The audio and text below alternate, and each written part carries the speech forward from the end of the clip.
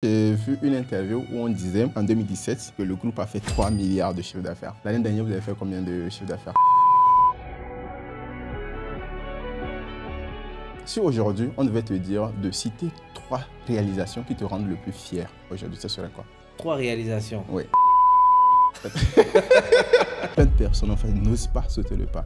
Pour toi, c'était quoi le truc qui te disait ben, vas-y quoi, c'est un risque, j'ai que 2 millions, 1 million, je connais même pas le domaine. Qu'est-ce qui me pousse face à cette situation ou cette opportunité? Quand l'opportunité vient, il faut que tu apprennes à changer ton train de vie et tes habitudes de vie.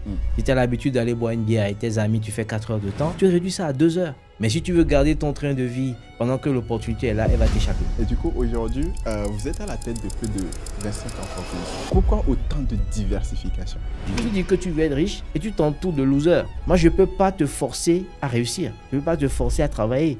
Si je vois que tu n'es pas dans la même dynamique, dans la même capacité que moi, que tu sois un ami, un collaborateur, moi, je te mets de côté. L'IA, comment tu l'utilises en fait dans ton business actuellement? Pratiquement dans tout. Deviens ton pote. Mais c'est mon pote. Il y en a qui sont graphistes. Avec ce que l'IA fait aujourd'hui, il faut commencer à choisir autre chose ou bien améliorer tes compétences en graphisme. Il y a des gens qui n'ont même pas 1 million, ils ont un projet de 100 millions. Et il est convaincu que ça va marcher. Qui va te donner ça, mon frère? Bienvenue. Merci. Comment ça va? Tout va bien. Ça a été compliqué d'avoir, mais... Pas vraiment. Beaucoup de va-et-vient, mais non, avec les programmes cumulés, je pense qu'on a réussi à se caler. C'est ça qui est important. C'est le plus important. C'est ça. Logique. Je sais que tu as beaucoup travaillé pour qu'aujourd'hui tu n'aies plus à te présenter, mais pour les personnes qui ne te connaissent pas, est-ce que tu peux, s'il te plaît, te présenter? Je dois me présenter. Je me fais un plaisir de me présenter. Je suis Ulrich Adjovi, PDG du groupe Empire, président d'un festival qu'on appelle le FINAB. Et voilà. C'est très court, hein, mais sachant tout ce que tu as fait. Si aujourd'hui, on devait te dire de citer 3 réalisations qui te rendent le plus fier aujourd'hui, ça serait quoi? 3 réalisations? Oui. Mes 3 enfants? J'adore. J'adore. En fait, disons que c'est la première fois que je demande à un homme quelles sont les réalisations qui le rendent le plus fier, qu'ils ont cité en fait les enfants. Parce que la majorité, quand ce sont des femmes, elles disent que ce sont les enfants. Mais les hommes, c'est premièrement sur le côté professionnel avant de revenir sur le côté personnel. C'est ça. Okay. La famille compte beaucoup pour moi, beaucoup. Et je ne passe pas souvent beaucoup de temps avec ma famille, donc c'est le travail que j'ai à faire, surtout à partir de 2025, dont j'ai commencé. Direct. Et sur le côté professionnel, quelles sont les réalisations? Ce dont je suis le plus fier, on a réalisé pas mal de choses avec mon équipe. Tout ce qui a pu impacter les jeunes. Hein. J'ai fait des événements, j'ai fait des festivals, j'ai réalisé des restaurants, des clubs, des salles de jeux, des salles de spectacle, même des salons de coiffure. On a ouvert dans plusieurs pays. Donc, pour des réalisations, on a pas mal. Mais lesquelles m'ont le plus impacté personnellement, par exemple, j'ai un endroit où je joue au billard, j'ai appris à jouer au billard. Moi, je suis joueur de billard. Et ce lieu-là, par exemple, je l'affectionne particulièrement. Et il y a d'autres, le concerto par exemple. Tous les endroits que j'ai sont riches d'histoire. C'est-à-dire, c'est ces endroits-là qui m'ont fait. Et à chaque fois que je passe à ces endroits-là, j'ai vraiment beaucoup de choses qui me reviennent comme ça. Le carreau a une histoire, le mur a une histoire, la peinture a une histoire. C'est vraiment génial. Mais choisis 3 comme ça, c'est quand tu m'aurais choisi le meilleur de mes enfants. Quoi. Ok, je comprends, mais tout à l'heure, tu as dit que tu as fait énormément de choses, que ce soit dans les événements, dans les restaurants, même en fait les salles de coiffure et tout ça. En fait, c'est incroyable. La question que la majorité de personnes se posent généralement, c'est d'où tu viens? Tu es né où? Tu as grandi où? Moi, je suis né au Bénin, j'ai grandi au Bénin, j'ai eu mon CEP au Bénin, mon BPC au Bénin, mon bac au Bénin. J'ai fait HECM une année avant d'aller en France. Et après, j'ai fait mes études supérieures en France. Donc, je suis un vrai fils de Cotonou, de Ouidah, qui a grandi à Ouidah, qui a grandi dans les quartiers de Cotonou et qui est connu dans Cotonou. Ah ouais. Voilà. Mais si tu parles en fait de ton enfance de manière globale, est-ce que tu as en fait 2 faits marquants qui t'ont le plus marqué, qui ont marqué en fait ta jeunesse ici? 2 faits marquants qui ont marqué ma jeunesse. Moi, j'ai beaucoup joué au football dans les rues. Ah ouais. Donc, c'est des choses qui me manquent parfois parce que, tu sais, la sensation de jouer au football dans les rues, ça vaut. Je ne sais même pas comment expliquer, mais c'est des sensations que je n'oublie pas. J'ai joué à la pétanque dans les rues, j'ai fait beaucoup de choses dans les rues. Moi, je suis un jeune de quartier, je suis un fils de quartier, fier de l'être, et ça m'a appris beaucoup de choses. La rue, les quartiers m'ont appris vraiment la vraie vie. Et aujourd'hui, ça m'aide beaucoup, ça m'aide énormément. Le fait d'avoir connu les réalités de plusieurs personnes. Moi, j'ai grandi dans les bas quartiers, j'ai grandi dans les beaux quartiers aussi. Ça dépend des périodes. Donc, du coup, aujourd'hui, quand je suis avec quelqu'un qui a été dans les bas quartiers, on se comprend parfaitement. Et quand je suis avec les bobos chics aussi, on se comprend aussi parfaitement. Ce qui me donne un avantage intéressant. Comment c'est fait en fait que tu dis que tu as grandi à la fois en fait dans les bas quartiers et en fait dans les endroits chics? Est-ce que tu peux nous expliquer? Oh, ça, c'est les affaires de vie. Ça dépend des moments. Il y a eu des moments où je suis resté avec la famille à gauche, la famille à droite, etc. Ce qui a fait que, effectivement, ça m'a permis de tourner un peu dans Cotonou. J'ai fait Senorita, j'ai fait Fifadi, j'ai fait Revive, j'ai fait partout. J'ai fait partout. J'ai grandi avec, dans plusieurs maisons, parfois avec mon père, parfois avec ma mère, parfois avec ma tante. Donc, ça m'a permis de tourner un peu. Mais toi, qu'est-ce que tu retiens, disons, de ta jeunesse? Qu'est-ce qu'aujourd'hui tu utilises, la force que tu tires en fait, de cette jeunesse aujourd'hui dans ton business, dans la globalité? Je trouve que le jeune Africain ou le jeune Béninois a naturellement de la résilience. Parce que nous sommes nés dans un continent, dans des pays qui sont des pays riches, mais où, de manière intrinsèque, nous sommes pauvres. Donc, cette volonté de réussir, cette volonté de gagner de l'argent, cette volonté de réussir est une volonté qui anime tous les jeunes Africains. Les jeunes Africains ont faim. Donc, cette rage que moi j'ai eue dans l'enfance de vouloir réussir, de vouloir impacter ma génération, elle me nourrit jusqu'à aujourd'hui. Et je connais beaucoup de jeunes, la plupart de ceux que je rencontre, même toi, hein, on a envie d'être le meilleur de notre domaine. Donc, c'est ça qui nous nourrit. Cette passion-là nous nourrit tous les jours. Moi, j'ai envie de créer, j'ai envie de créer, j'ai envie de créer. Quand je dors, je ne pense qu'à la création. Parce que j'ai fait, et puis hier, là, j'ai publié aujourd'hui un restaurant que j'ai ouvert à Paris. Et là, je vais lancer la dynamique. Dès qu'elle va prendre, moi, je vais passer à autre chose. Parce qu'il y a trop de choses à faire. On ne peut pas s'arrêter sur une ou deux réalisations. Ça ne suffit pas. Il faut toujours avancer. Il faut avancer. Il faut faire des choses nouvelles. Il faut amener des gens avec toi. Il faut créer une dynamique. Et dans la dynamique, je ne suis pas seul. Il y a un monde qui m'accompagne. Et pour ce monde-là, on n'a pas le droit d'échouer. Très intéressant ce que tu es en train de dire. On va revenir après tout par rapport aux équipes en fait, derrière. Mais quelles sont les études que tu as faites concrètement? Alors, moi, j'ai eu un bac G2, donc CAP G2 d'abord, dont j'ai fait Mégan, que tout le monde connaît, avec Docor. J'ai fait Mégan. J'ai eu mon CAP à Mégan. Ensuite, mon bac, je l'ai eu à Pigé. Après, j'ai fait première année université à HECM. Donc, moi, j'ai fait les études comptables et financières. Alors, j'ai fini par un titre d'ingénieur, des titres d'expert en ingénierie financière. Donc, aujourd'hui, j'ai baigné dans les finances. J'adore les finances, j'adore les chiffres, j'adore les calculs, j'adore les montages financiers. Donc, moi, j'ai baigné dans ça. J'ai travaillé dans plusieurs entreprises en finance. Et aujourd'hui, ce parcours que j'ai, cette expérience que j'ai eue dans ces entreprises-là m'aide beaucoup dans les affaires. OK. Pourquoi on fait ce choix, quand tu étais jeune, de s'orienter sur le côté en fait, de la finance? Alors, au départ, ce n'était pas les finances. Moi, j'étais quelqu'un qui voulait devenir médecin. Et donc, en troisième, j'étais tellement fort en biologie que je me disais que j'allais devenir médecin. Et un jour, après mon BEPC, on m'inscrit à Mégan. Parce que j'ai échoué à mon premier BEPC. Pourtant, j'étais bon en classe. Hein. Ah ouais? J'ai échoué à mon premier BEPC, donc on m'a inscrit à Mégan. Ou pendant que je faisais mon BEPC à Mégan, je me suis retrouvé avec ceux qui faisaient la G2 et la G3. Donc, avec les amis, on a commencé à parler un peu de comptabilité. Et j'ai trouvé que c'était ma voie. Donc, en seconde, je me suis mis directement en seconde G2. C'est comme ça que j'ai été amoureux des finances, de la comptabilité, tout ce qui est chiffres jusqu'à aujourd'hui. Donc, comme la majorité des jeunes aujourd'hui, on veut tous devenir médecins. Mais toi, très tôt, en fait, tu as compris que bon, le domaine de la finance, le calcul, la compta, c'est quelque chose qui t'intéressait. En fait, pour moi, un des métiers, quand tu veux être un homme d'affaires, une des formations les plus adaptées à un homme d'affaires, c'est pour moi la comptabilité et la gestion. Parce que quand tu fais ces formations-là, on t'apprend tout. On t'apprend à discuter avec un homme d'affaires, on t'apprend à discuter avec un avocat, on t'apprend à discuter pour de la communication. C'est des études où, en réalité, les modules de formation qu'on a te permettent de voir le vrai monde. Que ce soit en marketing, que ce soit sur le plan du juridique, que ce soit sur le plan de la comptabilité. Donc, on te montre en réalité tout. Donc, tu as une bribe d'informations dans tout ça qui te permet en fait d'être complet. Quand aujourd'hui, moi, je parle avec un notaire ou un avocat ou un homme d'affaires ou un banquier, en réalité, j'ai les bases pour me permettre de discuter aisément avec lui. Et encore pour la gestion maintenant de mes entreprises. Parce que tu ne peux pas réussir si tu ne sais pas gérer. La gestion, pour moi, c'est la base de toute chose. Ce que tu ne peux pas contrôler, tu ne peux pas le gérer. Et ce que tu ne peux pas gérer, tu ne peux pas réussir avec ça. Donc, la première des choses, c'est apprendre à gérer notre entreprise. Ça, c'est la base de toute chose. Donc, si je comprends bien, cela veut dire que déjà en seconde, dans ta tête, tu voulais être un homme d'affaires. Je dis souvent aux gens, tu sais, toute personne veut réussir. C'est-à-dire que moi, j'ai fait l'exercice. Moi, j'aime bien faire les exercices. Toute personne a toujours l'impression qu'il est l'homme qui a été choisi dans sa famille. Et que c'est lui qui va nourrir tout le monde dans la famille. Tu ne demandes à n'importe qui, même le Zémia, quand tu ne lui poses la question, il va te dire que lui, là, c'est lui qui va nourrir tout le monde. Parce que tout le monde pense qu'il sera riche. Mais la différence entre les uns et les autres, c'est ceux qui font le pas. Il faut décider, il faut commencer. Quand tu ne commences pas, tu ne peux pas faire.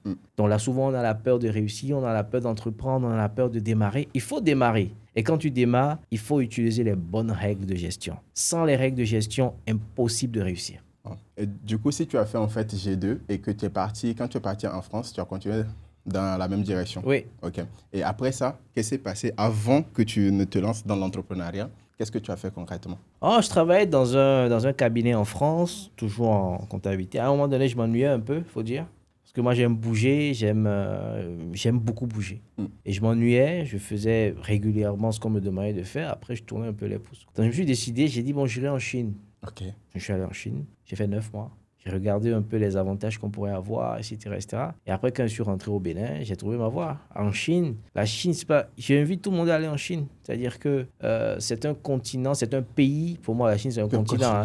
C'est un pays qui te permet vraiment d'avoir une notion des affaires importante parce que acheter, vendre, quand tu vends en Chine, tu as souvent les très bons prix. Mais ce n'est pas tout qu'on achète en Chine. OK. Il y a des pays qui sont spécialisés dans certains domaines. Pour ceux qui font les affaires, il y a des choses que tu achètes en France, il y a des choses que tu achètes en Europe en général, il y a des choses que tu achètes en France, il y a des choses que tu achètes en Chine, il y a des choses que tu achètes en Afrique du Sud. Ça dépend après des domaines dans lesquels tu es. Mais là où tu as un concentré d'opportunités pour nos opérations, pour moi, c'est la Chine en matière de qualité-prix, c'est la Chine.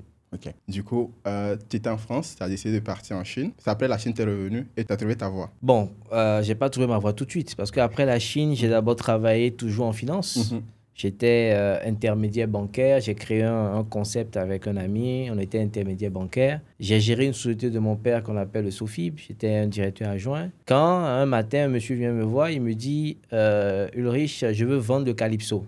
OK. Ça s'appelait à l'époque, Lunch Bar. J'avais pas un franc, il voulait vendre le Lunch Bar. Il s'appelle Thierry Dina, c'est un Libanais, il vit au Sénégal aujourd'hui. Je lui ai dit, écoute, moi, vraiment, j'ai pas d'argent. J'ai vraiment pas d'argent. Il m'a dit, j'ai cherché des gens pour vendre, je dois partir en urgence du Bénin. J'ai le Lunch Bar. Si tu veux, moi, je te le vends à crédit. OK. Tu payes 1 million de mémoire par semaine ou par mois, par semaine. Tu payes 1 million par semaine et moi, je te le vends. Je dis, mais comment je peux gagner 1 million si j'ai une boîte de nuit? Donc, moi, je ne connaissais pas ce monde-là. Et après, comme la vie, c'est les opportunités, je n'avais que 2 millions sur moi. Je dis, OK. Il m'a dit, je te fais confiance, on signe, on est allé voir un avocat, Maître Lori Togwe, que je remercie d'ailleurs, qui m'a donné ma première chance, m'a fait signer ce contrat-là. Et après ce contrat, on a ouvert. Et effectivement, quand on a ouvert, le Bénin a répondu. Je remercie beaucoup tous ceux qui m'ont accompagné depuis le début. Le Calypso a vraiment été un succès pendant des années. Et merci à tous les frères, les amis qui m'ont accompagné pendant ces moments-là. Et c'est le Calypso qui a tout fait jusqu'à aujourd'hui. Le Calypso, pour moi, je dis toujours, c'est le grand papa de tous mes investissements partout. Voilà. Mais si là, tu savais que tu n'avais que 2 millions sur toi, qu'est-ce qui est le déclic ou qu'est-ce qui t'a poussé à te dire, oui, vas-y, en fait, je vais. C'est le moment. Parce que je pense que pour la majorité des personnes, je l'ai dit tout à l'heure au début, plein de personnes, en fait, n'osent pas sauter le pas. Pour toi, c'était quoi le truc qui te disait, ben, vas-y, quoi, c'est un risque. J'ai que 2 millions, 1 million, je ne connais même pas le domaine. Qu'est-ce qui me pousse face à cette situation ou cette opportunité de dire, vas-y, quoi, c'est ça le truc? Pour moi, le dénominateur commun, c'est la foi. Pour moi, quand tu n'as pas la foi, tu peux réussir dans rien. Ça va encore un autre paramètre qui est très important. Moi, je suis un homme de foi. Et je dis souvent, je ne combats pas pour la réussite, je combats dans la réussite. Donc moi, avant de faire un projet, je suis déjà convaincu qu'il va marcher. Je ne cherche pas à comprendre parce qu'il y a la dimension spirituelle des choses. Et la Bible nous apprend beaucoup de choses. Moi, je parle de Bible parce que je suis chrétien. Mais en dehors de la Bible, oublions un peu la foi et parlons du réel. Dans la vie, quand tu as des opportunités, il faut apprendre à scorer. Tu as l'habitude de dormir 8 heures par jour. On dit la vie est courte, on doit dormir 8 heures par jour pour être à l'aise. Ça veut dire que tu passes 8 heures sur 24 heures, ça fait le tiers. Donc tu passes le tiers de ta vie à dormir. Il y en a encore qui dorment de 20h jusqu'à 9h. Donc, il passe la moitié de sa vie à dormir. Et tu dis que tu veux être riche. Il y en a qui font encore la pause du midi. Il passe plus de la moitié de sa vie à dormir. Et il dit qu'il veut être riche. Il n'y a pas de secret. Si tu veux travailler, tu vas réussir. Donc moi, quand j'ai eu cette opportunité, à un moment, je ne dormais plus. Parce que je dors. Il faut dormir parce que la santé est très importante. Mais à un âge donné, tu peux bouger. Quand l'opportunité vient, il faut que tu apprennes à changer ton train de vie et tes habitudes de vie. Si tu as l'habitude d'aller boire une bière avec tes amis, tu fais 4 heures de temps, tu réduis ça à 2 heures. Si tu as l'habitude d'aller regarder la télé, des feuilletons pendant 2 heures de temps, tu réduis à 1 heure. Parce que c'est le moment de scorer. Les étapes dans la vie, il y a des moments où il faut scorer. Et quand ce moment vient, il faut prendre l'opportunité en charge. Mais si tu veux garder ton train de vie pendant que l'opportunité est là, elle va t'échapper. Donc moi, par la grâce de Dieu, pratiquement toutes les fois où moi j'ai eu une opportunité, j'ai scoré. Parce que je me suis entouré de bonnes personnes. J'ai commencé à demander de l'aide à gauche, à droite et j'ai réussi. Aussi, c'est que les gens, moi je parle de 2 millions. Il y en a qui ont moins, il y en a qui ont plus. On n'est pas riche que d'argent. Ouais. Ça, c'est un autre sujet. On n'est pas riche que d'argent. On est riche des gens autour de nous. Tu prends ton téléphone, moi je dis souvent ça, parce que moi je le fais très souvent. Tu prends ton téléphone, tu regardes de A jusqu'à Z. Parce que les gens n'arrivent pas aussi à se poser pour faire une étude d'opportunité. C'est-à-dire que moi, l'étude de richesse, moi je l'appelle. C'est-à-dire, tu prends un feuille A4, tu écris d'abord tes besoins. Je veux faire telle chose, j'ai besoin d'une voiture, j'ai besoin d'un sac, j'ai besoin d'un micro, j'ai besoin d'une caméra, j'ai besoin de... Tu listes tout. Tu prends ton téléphone, tu commences à chercher. Quand tu tombes sur un nom, lui, je pense que si je me prêter une caméra, il peut me prêter. On est riche souvent de ce qu'on a dans notre téléphone, mais on ne se rend pas compte parce que la vie, tous les jours, on ne voit que les problèmes. On a l'habitude de regarder la vie ou les problèmes, le verre à moitié vide, alors qu'il faut le voir à moitié plein. Tu sais, quand tu regardes que à tes problèmes, ça atrophie ta productivité, ça atrophie ta capacité à réagir.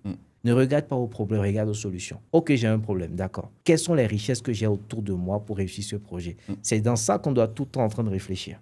Parce que moi, si je vais me dire, je veux faire le FINAB, je ne peux pas réunir tous ces moyens, je ne vais jamais le faire. Ça, c'est clair. Il faut toujours se dire, quelles sont les opportunités que j'ai, quels sont les gens que j'ai autour de moi pour réussir mon projet. Et souvent, on est riche de nous-mêmes. Regarde autour de toi qui sont ceux qui sont là, qui peuvent te porter un coup de main. Ça peut ne pas être de l'argent, ça peut être une recommandation, ça peut être un objet qu'on te prête, ça peut être quelque chose. Mais ça te permet d'arriver à bout à ton projet.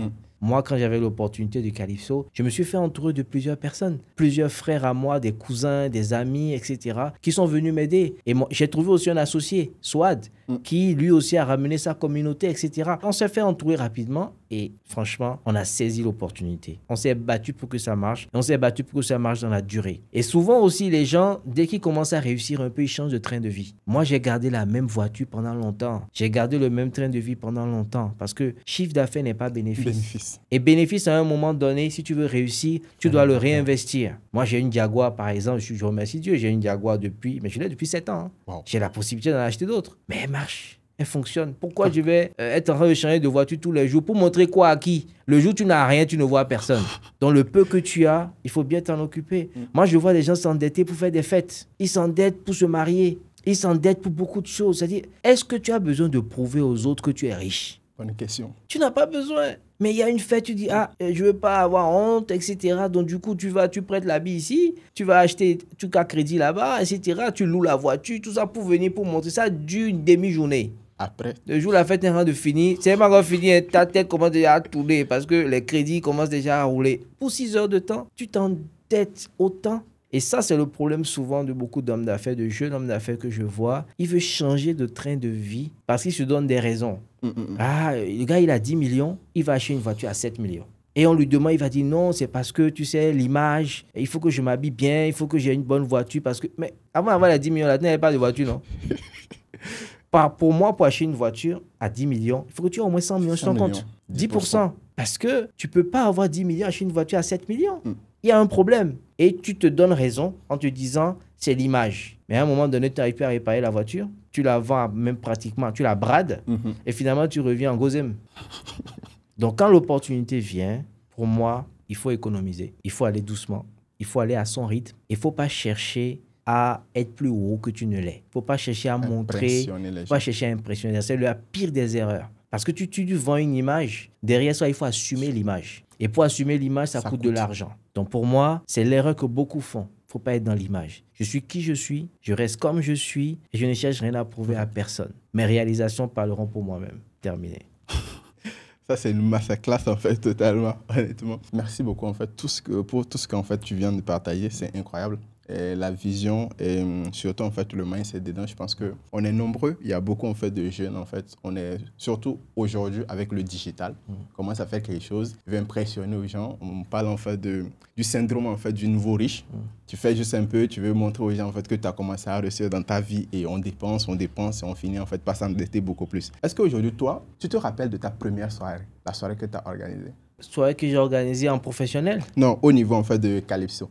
La première soirée. À la première soirée ou la deuxième, il y a eu la pluie. Donc l'eau est rentrée partout. Parce que le toit à l'époque, il y avait plein de problèmes. On a rafistolé Calypso longtemps. Donc, non, je m'en rappelle. On a eu de très, très belles soirées au Calypso. De très, très, très belles soirées. J'ai des souvenirs, j'ai des photos, heureusement. Qu'on a aujourd'hui, parfois, quand je suis là, je prends ma disco photo là, et puis je prends et je commence à feuilleter. Ça te rappelle beaucoup de choses. J'invite tout le monde d'ailleurs à prendre beaucoup de photos. Parce qu'il faut être... moi, je ne publie pas vraiment toutes mes photos de ma vie, mais j'ai l'habitude quand même de prendre beaucoup de photos, ce qui me rappelle vraiment de bons moments. Parce que la vie, on ne repart pas en arrière. Donc, il faut apprendre à prendre des photos, à immortaliser les moments et après les revivre.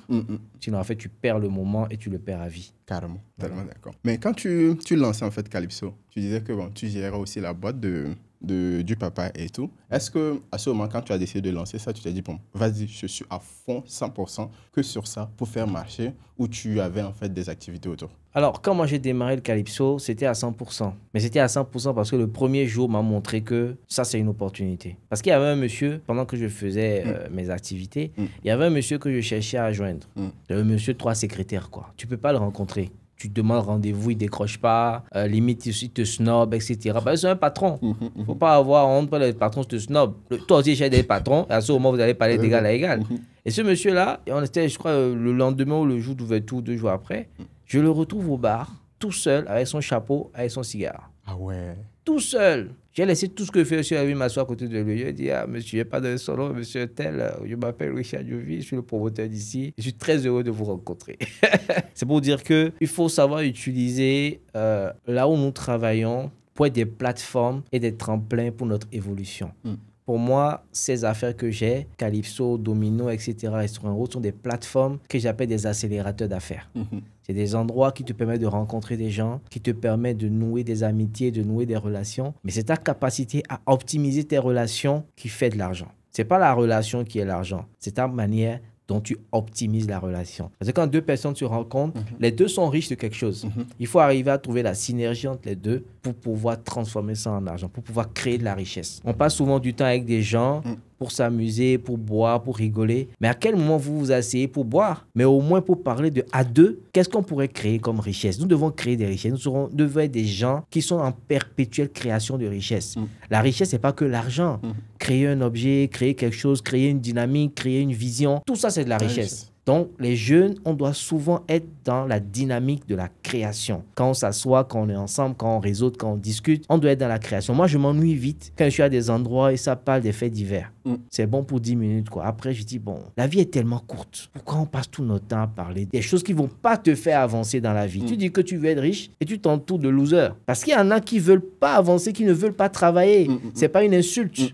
Mais c'est un choix de vie. Moi, je ne peux pas te forcer à réussir. Je ne peux pas te forcer à travailler. Si je vois que tu n'es pas dans la même dynamique, dans la même capacité que moi, que tu sois un ami, un collaborateur, moi, je te mets de côté. Sans t'insulter, sans rien. Parce que j'estime que c'est ton train de vie, c'est ton style de vie. Je ne peux pas te juger. Mais moi, je veux réussir. Et je dois m'entourer des gens qui veulent réussir. Si tu ne veux pas être dans la même dynamique que moi, tu vas à côté. Il n'y a que les oiseaux du même plumage qui se promènent ensemble. Terminé. Pas de temps à perdre. En fait, je me rappelle que quand j'étais au FINAB, tu m'expliquais que quand on est jeune, il y a plusieurs phases dans la vie. Est-ce que tu pourrais en fait expliquer ça? Parce qu'au début ici, tu parlais qu'il y a plusieurs phases, tu as répété ça plusieurs fois. Est-ce que tu pourrais en fait recontextualiser ça, nous expliquer en fait les phases d'après toi, ton expérience? Pour moi, il y a des phases, c'est chaque décennie, hein, c'est-à-dire que de 10 à 20 ans, tu te fais former, de 20 ans à 30 ans, tu as eu ton diplôme, tu commences à faire tes premiers pas, tu es débutant. De 30 à 40 ans, tu affirmes ta compétence. Et là, on dit, tu es spécialiste dans quoi? Tu dois dire, je suis spécialiste dans ci. Si à 40 ans, tu es spécialiste dans rien, c'est un problème. Tu dois être spécialisé dans quelque chose. Même si tu n'es pas allé à l'école. Il y a l'artisanat, il y a plein de choses. À 40 ans, tu dois être professionnel de quelque chose. Il y en a qui se promènent, qui n'ont pas de vie, qui ont des diplômes, mais ils ne savent rien faire. Pour moi, le chômage, c'est un concept. Ce n'est pas parce que tu n'as pas de travail que tu es au chômage. C'est deux choses différentes. Ce n'est pas parce que tu ne travailles pas que tu es au chômage. Je ne travaille pas, mais je peux me mettre au travail tous les jours. Je peux me faire former, je peux créer quelque chose sur Internet, je peux aller apprendre un truc sur Internet tous les jours. Je m'assois sur mon bureau à la maison de 8h à 14h et je travaille sur quelque chose. Je ne gagne pas de l'argent en faisant ça, mais je suis en train de me former pour demain. Donc, quand on me demande, je ne dirais pas que je suis au chômage. Je ne suis pas au chômage puisque je travaille. Et après, ça, c'est un autre concept dont on peut parler, mais il faut commencer à raisonner en se disant, tu n'es pas au chômage. Tu ne peux pas être au chômage si tu es un travailleur. Ce n'est pas possible. Il y a toujours quelqu'un dans le quartier que tu peux aider pour gagner 20 francs. Il y a toujours quelqu'un que tu peux accompagner dans son travail et dire, moi, je vais juste rester à côté de toi et si tu as quelque chose, tu me donnes. Mais au moins, tu apprends. Donc, on ne peut pas être des chômeurs. Nous devons être des éternels apprenants. Et en apprenant avec l'autre, avec si, tu vas finir par avoir un emploi. Mais si tu restes à la maison et tu dis que tu es au chômage et tu passes tes journées à dormir, tu n'auras jamais l'emploi. Parce que même quand tu auras l'emploi, tu ne pourras même pas te vendre. Ouais. Le diplôme ne suffit pas. C'est la compétence qu'on achète aujourd'hui. Tu es compétent dans quoi? Moi, je vois beaucoup de gens aussi cachés dans les CV. Ils mettent tout le temps, oui, quand on dit tes hobbies, tu dis toujours lecture, natation et voyage. Je dis, mais arrêtons. Toi, tu as lu quoi déjà? Dis-moi, Silence Radio. Mais pourquoi tu as mis lecture? Dis ce que tu aimes faire. Si tu aimes jouer au football, mais football. Peut-être que le recruteur aime le football. Si tu aimes tresser ta soeur à la maison, dis que je sais tresser. Si tu aimes marcher dans les rues, peut-être on peut te prendre pour de la prospection. C'est-à-dire, il faut dire qui on est. Quand on est en entretien, on doit dire qui on est. Faut pas essayer de te survendre. Parce que quand on va te recruter, tu resteras pas là longtemps. Dis ce que tu es sur ton CV. Et tu verras que les choses les plus inimaginables, où toi tu voyais que c'était un défaut, c'est pour cette raison-là qu'on te recrutera. Je pense en fait que c'est aussi, je ne sais pas si c'est la culture ou l'environnement, mais on a toujours cette tendance de se dire, ok, si tu vas aller chercher du boulot, un truc comme ça, il faut surenchérir. Ce qui laisse que des personnes, sur le CV, il y a plein de conneries, tu as la personne maintenant en live, tu poses juste une question, la personne commence à bugger. Et du coup, c'est une grosse problématique. C'est une grosse problématique pour beaucoup de gens. Et puis, moi, c'est dommage. Et puis, quand que j'ai la possibilité de parler de ça, moi, j'aime bien dire aux gens, vendez-vous comme vous êtes. Tu peux venir pour un entretien, pour faire de la comptabilité, mais la manière dont tu t'es présenté, on dit, monsieur, là, il a la possibilité d'être gérant. Moi, j'ai déjà eu ça plusieurs fois. Des gens que j'ai voulu recruter qui sont venus pour se présenter dans un entretien pour un poste, mais je me rends compte dans la description que mais il est parfait pour un poste qui est supérieur. Et je lui confie le poste. J'ai plein de noms. Donc, en réalité, il ne faut pas avoir peur, il ne faut pas avoir honte de qui on est. Dis ce que tu sais faire. Si tu aimes bricoler, dis que j'aime bricoler. Mais le bricolage, mais il ne faut pas dire que tu aimes la lecture et la natation alors que tu ne sais même pas nager. Oui, donc c'est des petites erreurs comme ça qu'on fait souvent. Parfois, c'est par faute de connaissances ou par faute d'informations. Donc, tant qu'on a la possibilité de dispenser ça, on le fait. Donc, pour revenir sur le sujet des phases dans la vie, donc moi, je disais que 40 ans, une expertise. À partir de 30 à 40 ans, tu affines ton expertise. 40 ans à 50 ans, c'est souvent l'année, la décennie du décollage. Si tu n'es pas fort dans quelque chose, tu n'as pas d'expertise dans quelque chose, comment tu veux décoller? Tu iras voler. Parce que ce n'est que dans ce qu'on sait faire qu'on excelle et où on gagne de l'argent. Donc, prends tes années-là à apprendre un métier. Il y a aussi des gens qui disent que non, on ne me paye pas assez, donc je ne vais pas travailler. Ils disent oui, le patron là, il est toujours là à crier. Moi, dès qu'il tourne le dos seulement, tu ne travailles plus. Mais en réalité, tu penses que tu lui fais du mal. Lui, il est déjà patron. Tu perds du temps toi-même. Parce que le peu de temps, fais les trucs avec sincérité. Même si ce patron-là ne reconnaît pas ton travail, il y a un collègue qui sera là, qui un jour va dire, ah, tu cherches un comptable? Ah, j'ai un gars qui a travaillé quelque part. Attends, je vais l'appeler pour voir s'il est libre. Parce que tu as marqué ton passage. Il faut qu'on apprenne à marquer nos passages. C'est pas parce qu'on ne te paye pas bien. C'est pas parce que l'environnement ne te plaît pas. C'est pas parce que tu dois faire en sorte de toujours exceller là où on te met. C'est ça qui fera ton histoire. C'est ça qui fait ton héritage. Quand on parle de toi derrière toi en disant, lui, il a des défauts, mais côté boulot, c'est un bosseur. Ça va te faire décoller. Mais il y en a qui ne veulent pas travailler. Ils disent non, ils ne payent pas bien. Pourquoi moi je vais m'échiner à faire? La vie est très courte. Tu vas perdre 3 ans à un endroit où tu prends quand même le salaire et tu ne bouges pas. Démissionne, va faire autre chose. Tu restes là, tu perds 3 ans. 3 ans où tu aurais pu exceller, tu aurais pu travailler, tu aurais pu avancer. Tu les perds. Et aujourd'hui, tu te retrouves 3 ans après chercher un autre boulot. Et quand tu auras ce boulot-là, tu vas aller vendre quoi là-bas? Pendant que les 3 dernières années, tu es resté là à te tourner les pouces. Donc, redondance. À un moment donné, tu finis par redevenir au chômage encore. Je lisais en fait dans un livre où on disait simplement en fait que c'est une mentalité beaucoup plus africaine. Les Africains, on pourrait faire se dire, ok, on ne travaille pas, on n'a pas en fait de boulot, ou en fait, on ne travaille pas parce qu'on n'est pas bien payé, alors que par exemple les Asiates, les Chinois et tout, eux, ils préfèrent par exemple aller travailler, même s'ils sont peu payés, même pour gagner en expérience et en pratique. C'est eux les plus intelligents. Parce que, comme je dis, la femme la plus belle ne peut donner que ce qu'elle a. Donc, l'homme le plus fort du monde ne peut donner que ce qu'il a. Si tu n'es pas bon dans quelque chose, tu veux vendre quoi à qui? Voilà, tu as l'opportunité d'apprendre. Moi, je préfère un boulot où on me donne 0 francs, où je marche pour y aller pendant 3 ans.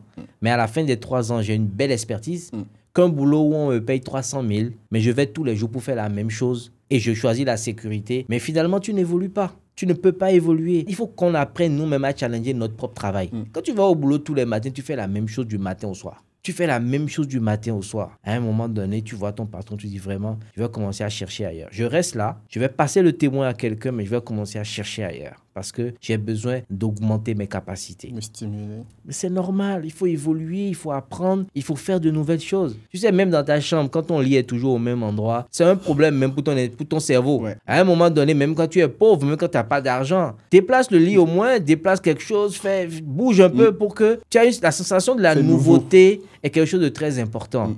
Moi, les gens, ils aiment bien être dans la nouveauté en changeant. Si tu n'as pas l'argent pour changer, déplace, bouge. Change l'environnement pour que ton cerveau puisse se régénérer. C'est de ça qu'il s'agit. Il faut que nous apprenions à être riches de ce qu'on a. Il ne faut pas que la richesse de l'autre soit un besoin important pour toi. Tu es riche de ce que tu es et tu te bats tous les jours pour avoir plus. Incroyable. Incroyable. Et du coup, aujourd'hui, vous êtes à la tête de plus de 25 entreprises. Si tu ne dis pas de conneries par rapport aux informations. Ouais. Pourquoi autant de diversification? Opportunité. J'ai une cave, par exemple, Nicolas. Aujourd'hui, j'ai une franchise Nicolas au Bénin. En tant que seul client de Nicolas, je suis rentable. J'ai créé ma société de sécurité parce que je me suis rendu compte que j'ai 60 agents de sécurité dans mon environnement. Si je suis le seul client de cette société, je suis rentable.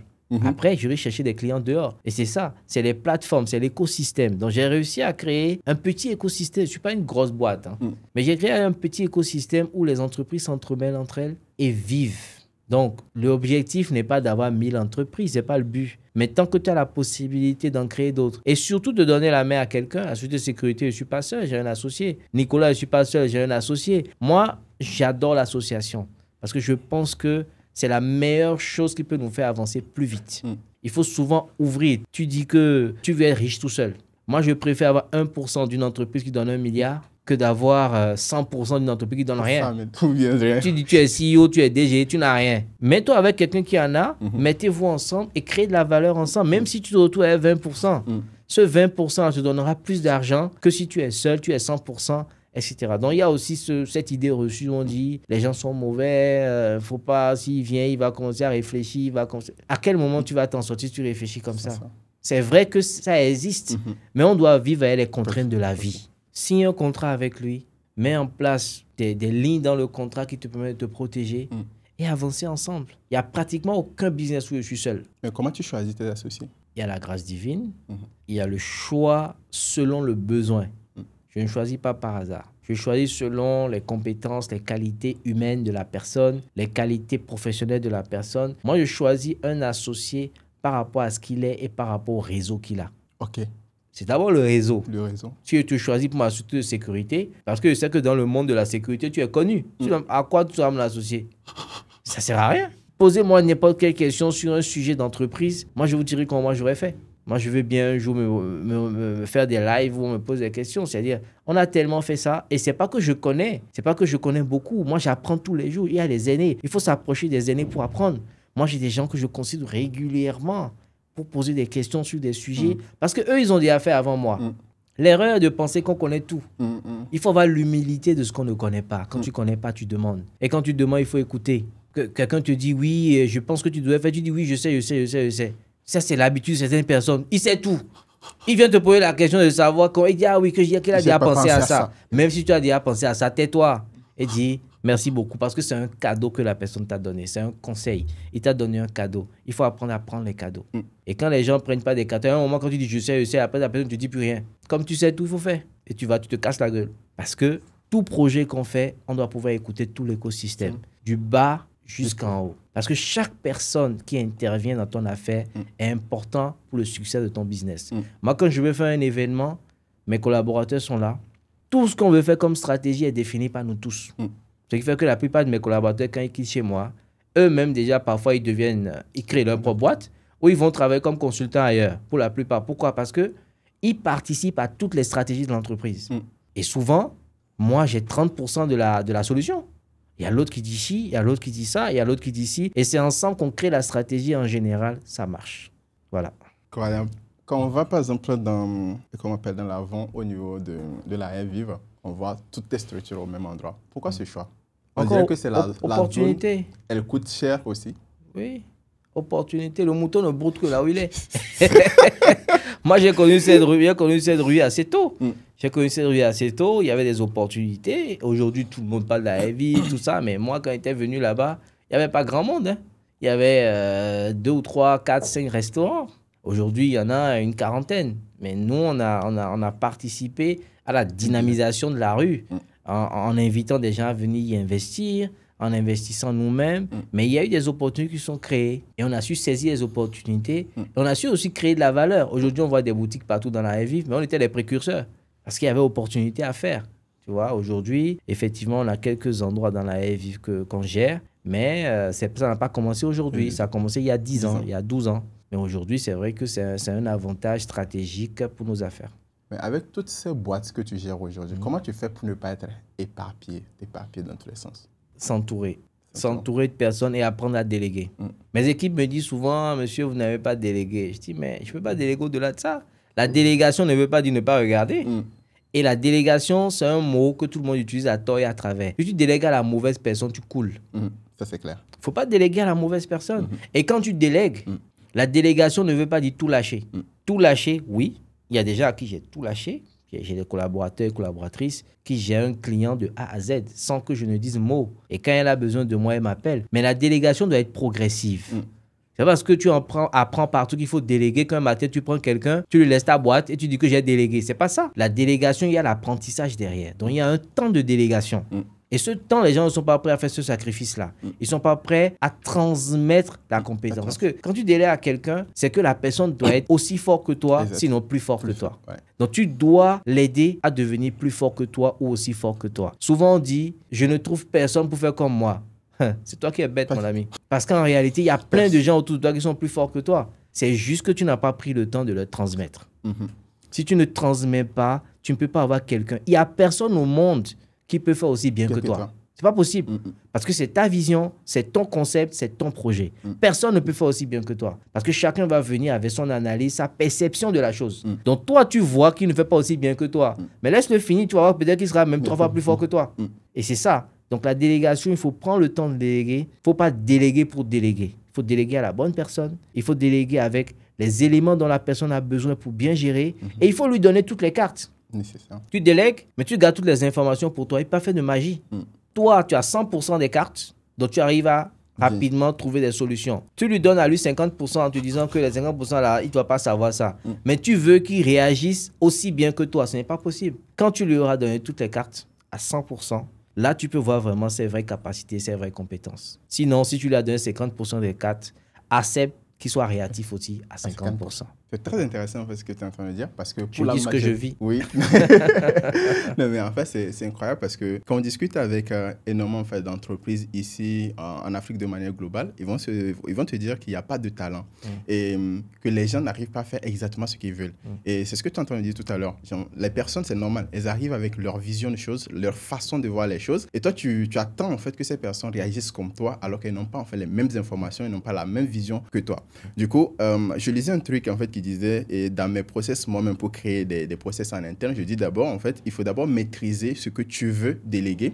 Donc, créer d'abord toi-même ta propre ligne, en fait, directive pour dire, OK, moi, voilà comment je travaille comme ça. Ensuite, en fait, il faut le transformer en process pour pouvoir transférer, en fait, l'information aux personnes, les donner la possibilité de tester eux-mêmes et suivre pour s'assurer qu'ils maîtrisent la façon dont toi-même tu fonctionnes avant de passer maintenant à la phase où tu dis, oh, OK, ils ont la possibilité de vraiment le gérer, en fait, eux tout seuls. Et souvent, on est trop pressé.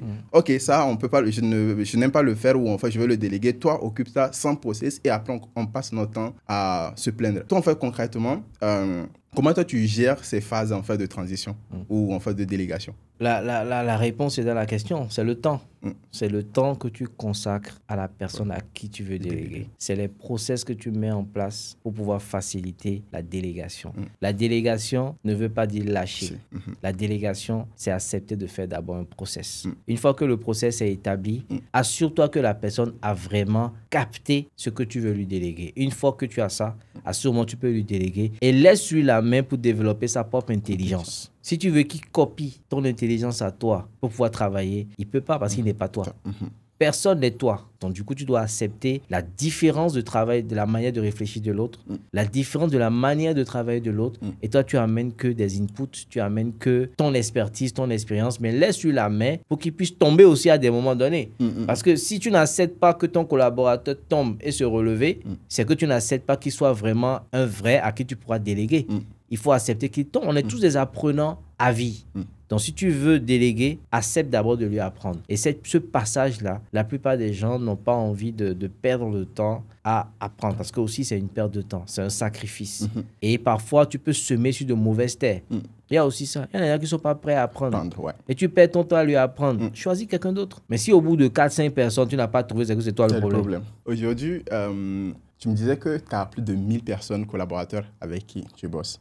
Comment toi, tu structures en fait ton recrutement de manière globale? Une petite pause pub qui va vraiment te faire plaisir. Alors, si tu es un dirigeant d'une PME, d'une TPE, d'une start-up ou d'une marque et que les sujets de structuration, de délégation et de sortie de l'opérationnel te parlent parce que tu en as marre que tout repose sur toi et que tu veux des process clairs pour déléguer, te développer proprement, pour avoir du temps pour toi et pour ta famille, comme notre invité d'aujourd'hui, j'ai une bonne nouvelle pour toi. Clique sur le lien en dessous, remplis le formulaire parce que c'est exactement ce service que mon agence propose. Nous accompagnons des structures à mieux se processiser, mieux déléguer et accélérer leur croissance grâce au digital et grâce à l'IA. Notre objectif, il est simple, t'aider à accélérer ta croissance et faire tourner ton business sans toi. Donc, clique juste et remplis le formulaire et on va continuer notre épisode dans la bonne humeur.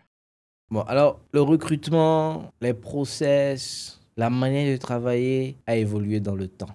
Moi, quand j'avais le Calypso, ma comptabilité, toute ma vie était dans mon téléphone. J'avais ni comptabilité, ni rien. Tout était dans mon téléphone. Je faisais des plus et des moins dans mon téléphone. Je n'avais pas les moyens de payer un comptable. Et à un moment donné, quand j'ai commencé à avoir un peu, j'ai recruté un monsieur, là, il est à Abidjan maintenant. Apparemment, il réussit bien aussi. Qui était, lui, il était community manager, il était comptable, il était... Comment il s'appelait d'ailleurs? J'ai oublié son nom, mais il faisait tout. Et son bureau, c'était au domino. Ça, c'est au domino. Tout le bureau était là. On n'avait rien d'autre. Tout le bureau était là. Et après, au fur et à mesure que l'entreprise a grandi, on a recruté un comptable. On a eu un cabinet comptable en interne. Après, on a commencé nos premiers événements. Après, on a créé l'agence de com, l'agence des vins. Donc, au fur et à mesure qu'il y avait un besoin, on essayait de voir comment en interne on pourrait créer cette valeur ajoutée-là. Donc, mes process ont évolué dans le temps. La manière de travail a évolué dans le temps. Le recrutement aussi évolue dans le temps. Aujourd'hui, je recrute des gens peut-être à qui je peux payer, je donne un exemple, 1 million ou 2 millions. Mais hier, c'était impossible. C'était toute ma vie. Je ne peux pas payer 2 millions à quelqu'un. Je ne peux pas payer même 100 000 à un moment donné. C'était un barème. C'était une base psychologique. Pour moi, payer 100 000 à quelqu'un, c'était trop. Aujourd'hui, je paye aisément 1 million, 2 millions. Mais avant, je ne pouvais pas. Donc aussi, il faut avoir aussi cette lecture de ton business et savoir quelles sont les charges que tu peux absorber selon les revenus que tu as dans le business. D'où le problème du business plan et le problème de la stratégie. Il faut apprendre. Si vous ne faites pas d'études de marché, votre projet est souvent voué à l'échec. Il faut apprendre à faire des études de marché. Et quand on dit études de marché ou business plan, les gens pensent qu'en fait, c'est un truc extraordinaire. C'est simple. Il faut juste qu'on te l'explique. Un business plan peut être une page. Une étude de marché peut être une page. Ça suffit. Le reste, c'est du blabla. C'est-à-dire que moi, on fait un tableau ensemble. Si tu remplis les cases, tu as déjà ton business plan. Parce que c'est 3, 4, 5 questions qu'il faut se poser pour avoir ton business plan. C'est 3, 4, 5 questions qu'il faut se poser pour faire ton étude de marché. C'est faire une analyse concurrentielle. Et ça, c'est des questions qu'il faut aller chercher. Tant que tu n'as pas fait une étude de marché, j'invite tout le monde à ne pas démarrer un business. J'ai une amie qui veut investir dans la cosmétique. Elle est dans tous ses états, elle fait la cosmétique. Je lui ai dit, mais écoute, tu veux acheter dans la cosmétique, parle-moi un peu de ton projet. Elle me parle du projet, elle veut déjà démarrer, elle veut voyager, elle veut aller acheter. Je lui ai dit, ok, c'est qui ton principal concurrent? Je ne connais pas. Elle dit qu'elle va mettre 10 000, elle va mettre 20 000 sur les prix. Je dis, mais 20 000 là, le prix que tu veux fixer par rapport à ton service, c'est par rapport à quoi? Par rapport à rien. Elle reste dans sa chambre, elle imagine, elle se dit, elle va mettre 20 000. Non. tu fais un petit tableau, tu fais ta liste de concurrents, tu mets maintenant les questions que tu dois poser. Alors, lui, il est fort dans quoi? Lui, il est moins fort dans quoi? Il est où? Sa localisation? En quoi c'est un handicap? Etc. Un petit tableau que tu fais, tout de suite, ton business va se révéler dans ce tableau-là. Et tu vas voir dedans le prix que tu dois mettre, tu vas voir dedans la meilleure localisation pour ton business, tu vas voir dedans les services à valeur ajoutée que tu peux apporter pour ton business soit rentable. Tu sais, le service ajouté, c'est quelque chose de très important. Tu ouvres un salon de coiffure, mais quelle est ta différenciation? Qu'est-ce qui fait ta différence? Les gens n'y pensent pas souvent. Il faut que tu aies quelque chose qui te différencie dans le service, ou dans la vente, ou dans le produit. Ouais. Quelle est ta différenciation? Et ça, tant que tu n'y penses pas, c'est pas évident que les gens s'accommodent de ça et arrivent à déployer par rapport à ça. Ce petit tableau, comme tu l'as dit, en fait, ça permet vraiment de jouer sur le positionnement et en même temps, en fait, agir beaucoup plus sur le côté différenciation. Je trouve ça, en fait, très, très intéressant. Et je pense aussi que c'est la culture ou l'environnement. Souvent, on pense que, bon, disons, les grosses structures, là, ils ont l'habitude, quand on parle d'études de marché, ils vont venir avec des PPT énormes pour essayer, en fait, de présenter, ce qui laisse qu'aujourd'hui, dans la tête de la majorité de personnes, quand on parle de business plan, des choses comme ça, on s'imagine un truc très complexe qu'il faut aller travailler, en fait, beaucoup longtemps et tout. Et aussi, il y a une problématique qui revient souvent quand on parle en fait d'études de marché. En Afrique, on dit qu'il n'y a pas assez de data. C'est pas comme en Occident où c'est facile d'avoir accès en fait à la data. Toi, tu es sur le marché assez longtemps et je suppose que pour toutes les boîtes, tu as fait les analyses. Comment tu te prends en fait concrètement pour pouvoir gérer ça? Alors, quand je disais tout à l'heure qu'une étude de marché, c'est une page. En réalité, cette page-là, elle a besoin d'être creusée. Mais juste cette page-là te suffit déjà pour avoir un premier flash info. Exact. Et souvent, ce flash info-là suffit pour des micro-business. Après, quand tu veux faire un gros business, tu rentres dans le fond. Et souvent, dans nos pays, comme tu dis, il n'y a pas beaucoup de data. Aujourd'hui, ça s'améliore. Hein. Il y a de plus en plus de data dans plusieurs pays, dont le Bénin, par exemple. Le gouvernement a beaucoup investi, selon moi, pour accompagner aujourd'hui tout le monde un peu digital à pouvoir s'équiper et accumuler de la data. Moi, je me fais entourer de cabinets. Il y a des cabinets qui sont spécialistes dans l'étude de marché, qui sont spécialistes dans la recherche d'informations. Tu les payes, ils t'amènent le résultat. Mais hier, je n'avais pas les moyens de payer ces entreprises-là. Donc, je faisais moi-même mon propre étude de marché. ChatGPT existe aujourd'hui, il y a l'IA. Ouais. Moi, j'étais scotché par l'IA parce que je ne travaille pas beaucoup à l'IA. Mais depuis quelques semaines, je fais que ça. Devient ton pote. Mais c'est mon pote parce qu'il te donne un gain de temps incroyable. Il y a 10 ans, moi, je n'avais pas ça. Je ne peux pas avoir l'IA aujourd'hui et souffrir parce qu'il y a trop d'informations réunies dans ces IA-là. DeepSeek, ChatGPT, il y en a tellement, mais pour moi, c'est une lumière. C'est vraiment une lumière. J'invite d'ailleurs même les gens à s'intéresser à l'IA parce que ça t'aide dans beaucoup de choses. Il ne faut pas en être dépendant, mais ça aide vraiment. C'est un vrai outil d'aide à la décision. Ouais. Et du coup, toi, aujourd'hui, l'IA, comment tu l'utilises en fait dans ton business actuellement, toi, personnellement? Pratiquement dans tout. Stratégie marketing, je tape dans l'IA, je mets mes prompts, ça sort, tac, tac, tac, tac, et je choisis. Je vais écrire un courrier important à quelqu'un, je vais dans l'IA, je mets mes prompts, ça sort, je corrige un peu et puis j'envoie. C'est-à-dire, c'est pas de la paresse, mais c'est juste du gain de temps.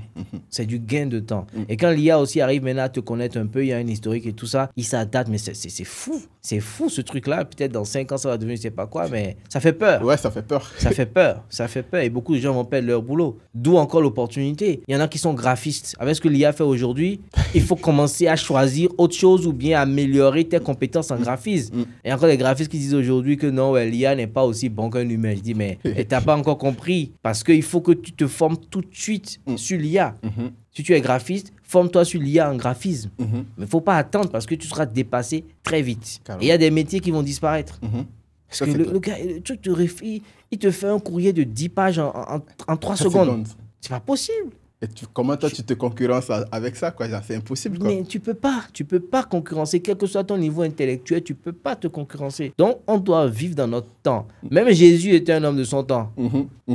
On dit Jésus, quand il se promenait avec ses disciples, on n'arrivait même pas à le distinguer. La Bible dit qu'il s'habillait en fin lin. On n'arrivait même pas à le distinguer. Pourquoi aujourd'hui toi tu veux pas vivre dans ton temps? Et tu dis non, que ça c'est pour les jeunes ou ça. Non, vis dans ton temps. Moi mon père souvent je le vois sur TikTok, il adore ça. Ah ouais? Ah oui, il adore ça. Et sur TikTok, il suit tout. Pourtant, il a 78 ans, mais il est à fond sur tout. Et quand tu le vois, même quand je marche avec lui, parfois c'est moi qui suis fatigué. Donc, il faut être de son temps. Il faut s'adapter à son temps. Sinon, tu ne vivras pas ton temps. Très intéressant. Souvent, quand on parle des collaborateurs et tout, et quand on voit en fait de manière globale dans tes équipes et tout, on voit qu'il y a beaucoup de jeunes. Alors qu'aujourd'hui, En Afrique, la majorité des chefs d'entreprise, en fait, pointent en disant les jeunes sont des fainéants, ils ne veulent pas bosser, ils ne donnent même pas, en fait, la chance à la jeunesse. Toi, pourquoi ce choix stratégique? Alors, stratégique, je ne sais pas, mais c'est une volonté. Parce que longtemps, moi, j'ai vu souvent, même dans les offres d'emploi, c'est toujours marqué 3 ans d'expérience, 5 ans d'expérience. Je me dis, mais le jeune qui vient d'avoir son diplôme, là, il aura l'emploi quand? Jusqu'à cumuler 3 ans, 5 ans d'expérience. Il faut d'abord leur donner la possibilité de s'exprimer. Donc moi, j'ai choisi comme credo depuis longtemps de donner la force à la jeunesse, de donner la force aux jeunes. C'est pas toujours facile, parce que comme tu dis, il y en a qui ne veulent pas apprendre. Il y en a qui n'acceptent pas l'autorité, parce que parfois, ils te trouvent aussi jeune qu'eux. Donc, autant celui qui a 60 ans va leur parler, ils vont se plier. Autant quand c'est toi, il veut te challenger. Tu te dis, mais pourquoi lui, il me parle comme ça? Mais si c'était quelqu'un de plus âgé, ils allaient accepter. Donc, c'est pas toujours facile avec les jeunes, mais je pense que sans sacrifice, il n'y a pas de réussite. Et chacun doit jouer sa part pour l'épanouissement de la jeunesse. Ce n'est pas que des mots. Il faut que ça soit aussi dans l'acte. Tu dis que tu aimes les jeunes, tu es jeune toi-même. Entoure-toi un peu de jeunes. Ça ne veut pas dire comme les vieux de côté, parce qu'ils ont aussi leur utilité. Mais pour moi, en tant que jeune, je m'entoure de jeunes parce qu'on a la même vision souvent, on écoute les mêmes musiques, on a la même dynamique. Donc du coup, les jeunes poussent plus vite ce que j'ai envie de faire. Et nous, au groupe Empire, en tout cas, on est content de travailler ensemble. Ça tourne beaucoup, il y a un turnover.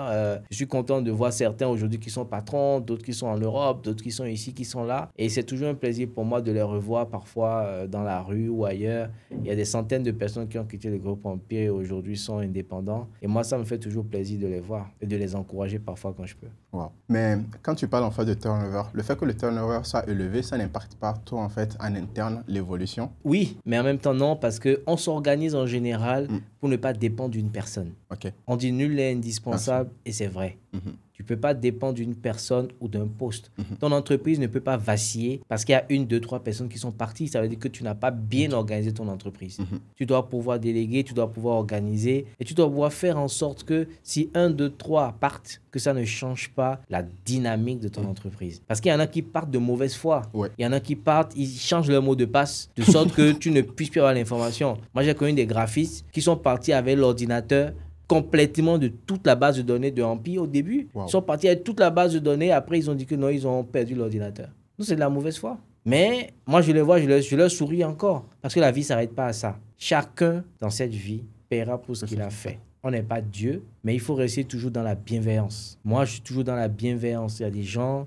c'est pas toujours facile. On parle de réussite, mais il faut aussi parler de problèmes. Il faut aussi parler de calomnie. Il faut aussi parler de... Tu sais, quand tu réussis, tu piétines forcément l'intérêt de quelqu'un. Ça, c'est clair. À chaque fois que tu fais un pas de plus, il y a toujours des gens qui vont t'en vouloir, qui vont se dire, lui, c'est la personne à tuer, c'est la personne à abattre.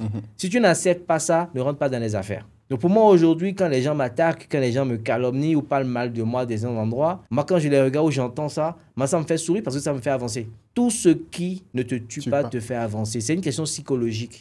Tu vois, il faut être dans la dynamique de dire, bon, moi, ok, d'accord, ils ont dit ça, d'accord. Moi, je continue. C'est ça qui fait que ça ne m'affecte pas. Parce que tant que tu n'es pas comme ils disent, continue. Parce qu'il n'y a que sur les arbres qui portent du fruit qu'on jette la pierre. Et tant qu'on ne jette pas encore de pierre sur toi, c'est que tu n'as pas encore démarré. Tu n'intéresses personne. Ta vie n'intéresse personne. Donc commence à bosser. Et tu vas voir que quand tu auras une réussite, parfois tu vas perdre un ami. Parce qu'il va dire que, regarde comment il marche. Pourtant, tu marches de la même manière, mais ta démarche devient différente. Il décroche plus les appels, il n'a plus le temps de personne, etc. Ça, c'est des choses qu'on entend souvent. Mais c'est vrai. Mais il faudrait que l'ami aussi comprenne que la dynamique a changé. Hier, je n'avais pas de salaire à payer. Donc, j'ai la pression, je dois payer le salaire à la fin du mois. La SBE, si je ne paye pas, ils vont me couper. Donc, du coup, tous ces stress-là qui s'accumulent font que tu as de moins en moins de temps. Mais les amis qui comprennent et qui travaillent aussi comme toi, ils comprennent parfois quand tu ne décroches pas vite. Ils comprennent quand parfois tu ne réponds pas vite aux messages. Mais il y en a qui disent, les gars, il ne répond pas. Je dis souvent aux gens, le jour de ton anniversaire, tu vois combien de messages tu reçois. Tu fais ça fois 20. C'est mon quotidien. Et je rigole pas. J'ai lancé une communication hier sur Internet pour mon restaurant à Paris. Aujourd'hui, là, j'ai 2700 messages WhatsApp. Et pour répondre à tout le monde, je suis obligé de répondre à tout le monde parce que celui qui te répond, c'est une bienveillance. Il n'est pas obligé d'avoir vu ton information sur Internet et t'écrire. C'est un cadeau qu'il te fait. Donc, je dois répondre à tout le monde. Mais pour répondre à 2700 personnes, il faut voir combien de temps ça pourrait me prendre. Il y en a à qui je vais répondre peut-être dans 4 jours, dans 5 jours, en m'excusant.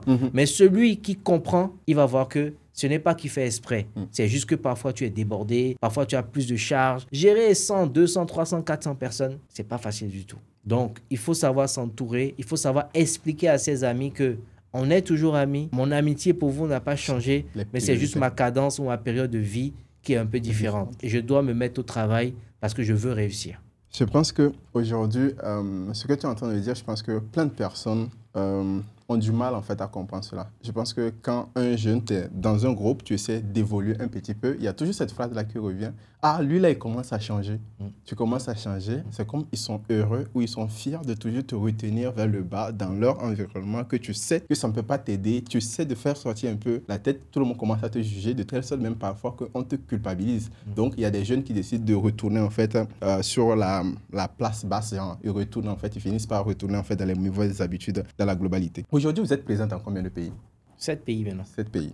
Quand tu quittes un pays, supposons en fait qu'au départ, tu étais au Bénin. Quand tu quittes le Bénin et tu veux t'imposer, par exemple, disons en Côte d'Ivoire, quelles sont en fait les difficultés dans l'expansion d'une entreprise comme toi, ton entreprise là, au niveau de l'Afrique, de manière globale? Chaque pays est différent. Okay. Chaque pays avec ses contraintes. Et chaque pays avec ses loupards. Donc, quand tu viens dans un pays, il ne faut pas venir avec la prétention de tout connaître. Il faut te faire entourer. Il faut choisir souvent, moi j'ai l'habitude de choisir le bon associé. Il faut choisir le bon associé du pays. Dans chaque pays, tu trouves des associés. Okay. Parce que tu peux venir un matin, surtout moi par exemple dans mon domaine d'activité, je suis obligé d'aller partout. Physiquement. Donc du coup, si je viens dans un pays où je suis seul, quand je quitte, ça passe comment le business? Il faut trouver quelqu'un qui est associé à toi, qu'il ait mis de l'argent ou non, qui soit associé à toi et qui sera bienveillant par rapport à votre activité commune pour que ça puisse aller de l'avant. Donc moi, je conseille souvent de s'associer. Je conseille ça très souvent de s'associer parce que quand on s'associe, en général, on va plus vite. Seul, on va vite. Ensemble, on va loin. Très important. Et aujourd'hui, on sait que de manière globale, quand on parle en fait de business en Afrique, on parle de problèmes de financement. Aujourd'hui, toi, tu lances énormément en fait, de choses. Comment tu arrives en fait à financer toutes ces choses? Quel est l'effet de levier que tu utilises? C'est tout un débat. Ça mérite une masterclass complète. Okay. Parce que le problème de financement en Afrique est connu, est redondant et mérite souvent des explications et des compréhensions. Parce que le problème que tu peux avoir pour le financement en France ou ailleurs n'est pas le même en Afrique. Et même parfois, même dans les pays, selon que tu sois au Bénin, en Côte d'Ivoire ou au Gabon, les problèmes de financement sont différents. C'est complètement différent. Donc, quelle est ton approche? Tu as envie d'avoir un crédit un jour? Tu as envie de rester à fonds propres? Tu as envie de te faire aider par une banque? Tu as envie de te faire aider par un établissement financier? Toutes ces questions-là te permettent de poser ta stratégie. Parce que souvent, les gens pensent que la banque est là pour te prêter de l'argent quand tu as une garantie. Donc, tout le monde dit oui, je n'ai pas de garantie. Je n'ai pas de garantie. C'est la chanson que tout le monde a dans la bouche. Mais en réalité, tu peux avoir une garantie d'1 milliard et la banque ne te prête même pas 1 million. Ce n'est pas la garantie qui fait le crédit.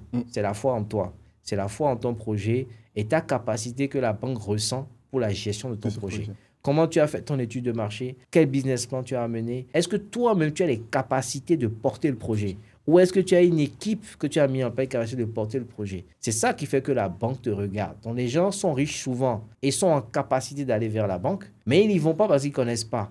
Une fois que tu as créé un business, tu as créé un nom, tu as créé une dynamique, tu as créé de la richesse et tu es bon dans ton domaine, va vers la banque. Tu vas pour chercher l'effet de levier. Tu vas pour chercher l'effet de levier auprès de la banque. Moi, je suis resté longtemps sans banque. À fonds propres? À fonds propres. Parce que c'était une dynamique que j'avais. Mais quelqu'un a changé ma vie. Il m'a dit c'est une grosse erreur. Parce que on dit souvent qu'il ne faut pas prêter, parce que quand on prête à la banque, on ne rembourse jamais, etc. C'est vrai qu'il y a parfois tu fais des prêts, tu n'arrives pas à rembourser à temps. Parfois, il y a des prêts qui se passent peut-être mal. Mais c'est pas ça qui doit faire que tu dois fuir la banque. Tu dois faire en sorte de rembourser tes dettes. Tu dois faire en sorte de rembourser tes crédits. Et tu dois faire en sorte d'écrire une histoire avec la banque. Il faut payer les échéances à bonne date. Et tu vas voir que la banque qui hier t'a prêté 1 million, te prêtera 10 millions. Elle te prête 10 millions, elle te prêtera 20 millions. Mais il faut écrire une histoire avec la banque. Commence par un petit crédit. Parfois même un crédit dont tu n'as même pas besoin. Mais tu crées une historique avec la banque. Parce que sans historique, tu vas te lever un matin et me dire, ah bon, tu veux 200 millions. C'est pas évident. Donc, mais par contre, quand tu as une historique, on dit, ah, il a prêté 1, il a payé, il a prêté 10, il a payé. Donc, on voit que tu as une historique avec elle et elle te connaît. Une fois qu'elle te connaît, le jour où tu viens avec un projet pour dire, je veux faire ci, elle va t'accompagner. Moi, aujourd'hui, j'ai pu créer dans mon entreprise plusieurs lignes. J'ai la ligne restaurant, j'ai la ligne boîte de nuit, j'ai la ligne hôtellerie, j'ai la ligne communication, j'ai la ligne événementielle, j'ai la ligne ci, j'ai la ligne ça. Toutes mes lignes sont capables d'aller voir une banque pour prêter de l'argent. Et c'est comme ça que moi, j'ai monté mon modèle économique. De sorte que, on dit groupe Empire, c'est vrai, mais groupe Empire a beaucoup de bébés. Et chaque bébé aujourd'hui est bancable parce que chaque bébé a montré son histoire, a montré ses capacités et a écrit une histoire avec la banque. Ce qui fait qu'aujourd'hui, tu es crédible. Auprès de la banque, tu es crédible et tu peux maintenant aller de l'avant. Ok, hyper intéressant. Et aujourd'hui, toi, quelles sont en fait, si tu veux nous donner en fait les grandes lignes, quelles sont les conditions qu'une boîte, par exemple ici en Afrique ou disons au Bénin, doit remplir en fait pour être bancable? Pour être bancable, il faut d'abord que ton projet soit un projet viable. Okay. Souvent, les gens regardent à la passion. Tu es passionné par ton projet et tu te dis que ça va marcher. Je pose souvent la question aux gens, tu connais quelqu'un qui a mis l'air dans un projet mais il n'était pas sûr que ça va marcher. Donc, tu es convaincu. C'est comme un artiste qui vient me voir, qui me dit que lui, il a le meilleur son du monde. Il dit, mais vous dites tout ça. Chacun de vous est sûr que son son, il dit, mais qui ne comprend pas comment les gens écoutent ce son-là et ne se disent pas que c'est un tube. Et tous les artistes le pensent. Mais il y en a qui réussissent, il y en a qui ne réussissent pas. Parce qu'après, c'est le talent. C'est la même chose avec les projets. Tu peux être sincère et te tromper aussi très sincèrement. Tu es sincère, mais tu te trompes très sincèrement. Parce que tu n'as pas compris. Mais tu es sincère. Mais tu te trompes aussi très sincèrement. Et ton projet va échouer aussi sincèrement. Il faut accepter de parler à ton projet, de ton projet aux autres. On veut cacher le projet. Si je dis maintenant, on va me voler mon projet, etc. Ça, c'est des idées reçues. Qui veut te voler ton projet? Personne ne peut faire ton projet aussi bien que toi. C'est toi qui es à l'initiative du projet. Pour moi, plus tu parles de ton projet, plus il se forme.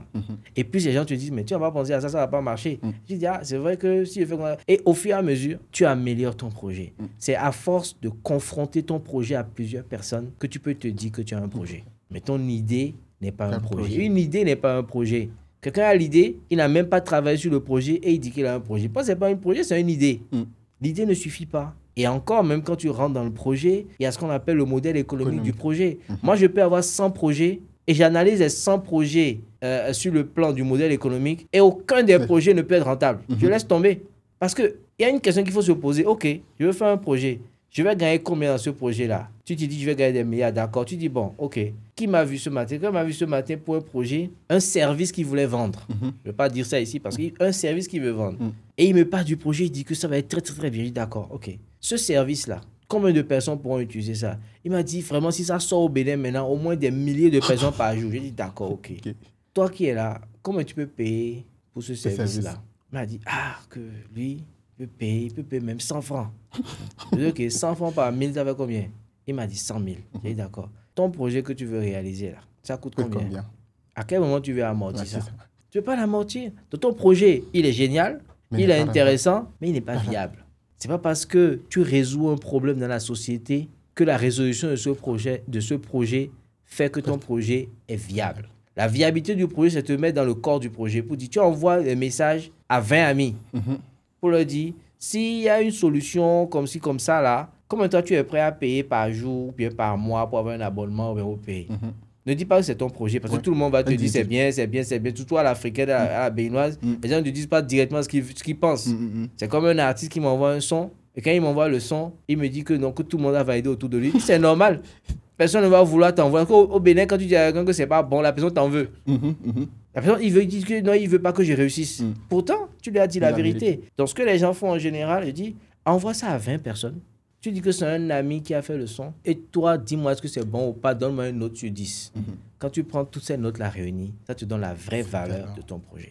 C'est pareil, tu dis à la personne, combien de temps tu veux payer, tu aurais pu payer pour ce service-là. Quand la personne, chacun donne un montant, tu fais la moyenne de ce montant-là.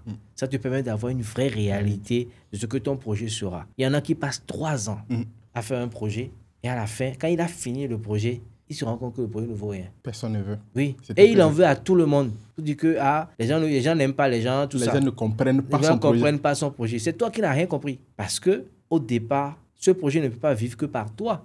ça peut vivre que par ceux qui sont autour de toi. Fais d'abord l'échantillonnage pour voir est-ce que les gens sont prêts à acheter ce projet-là.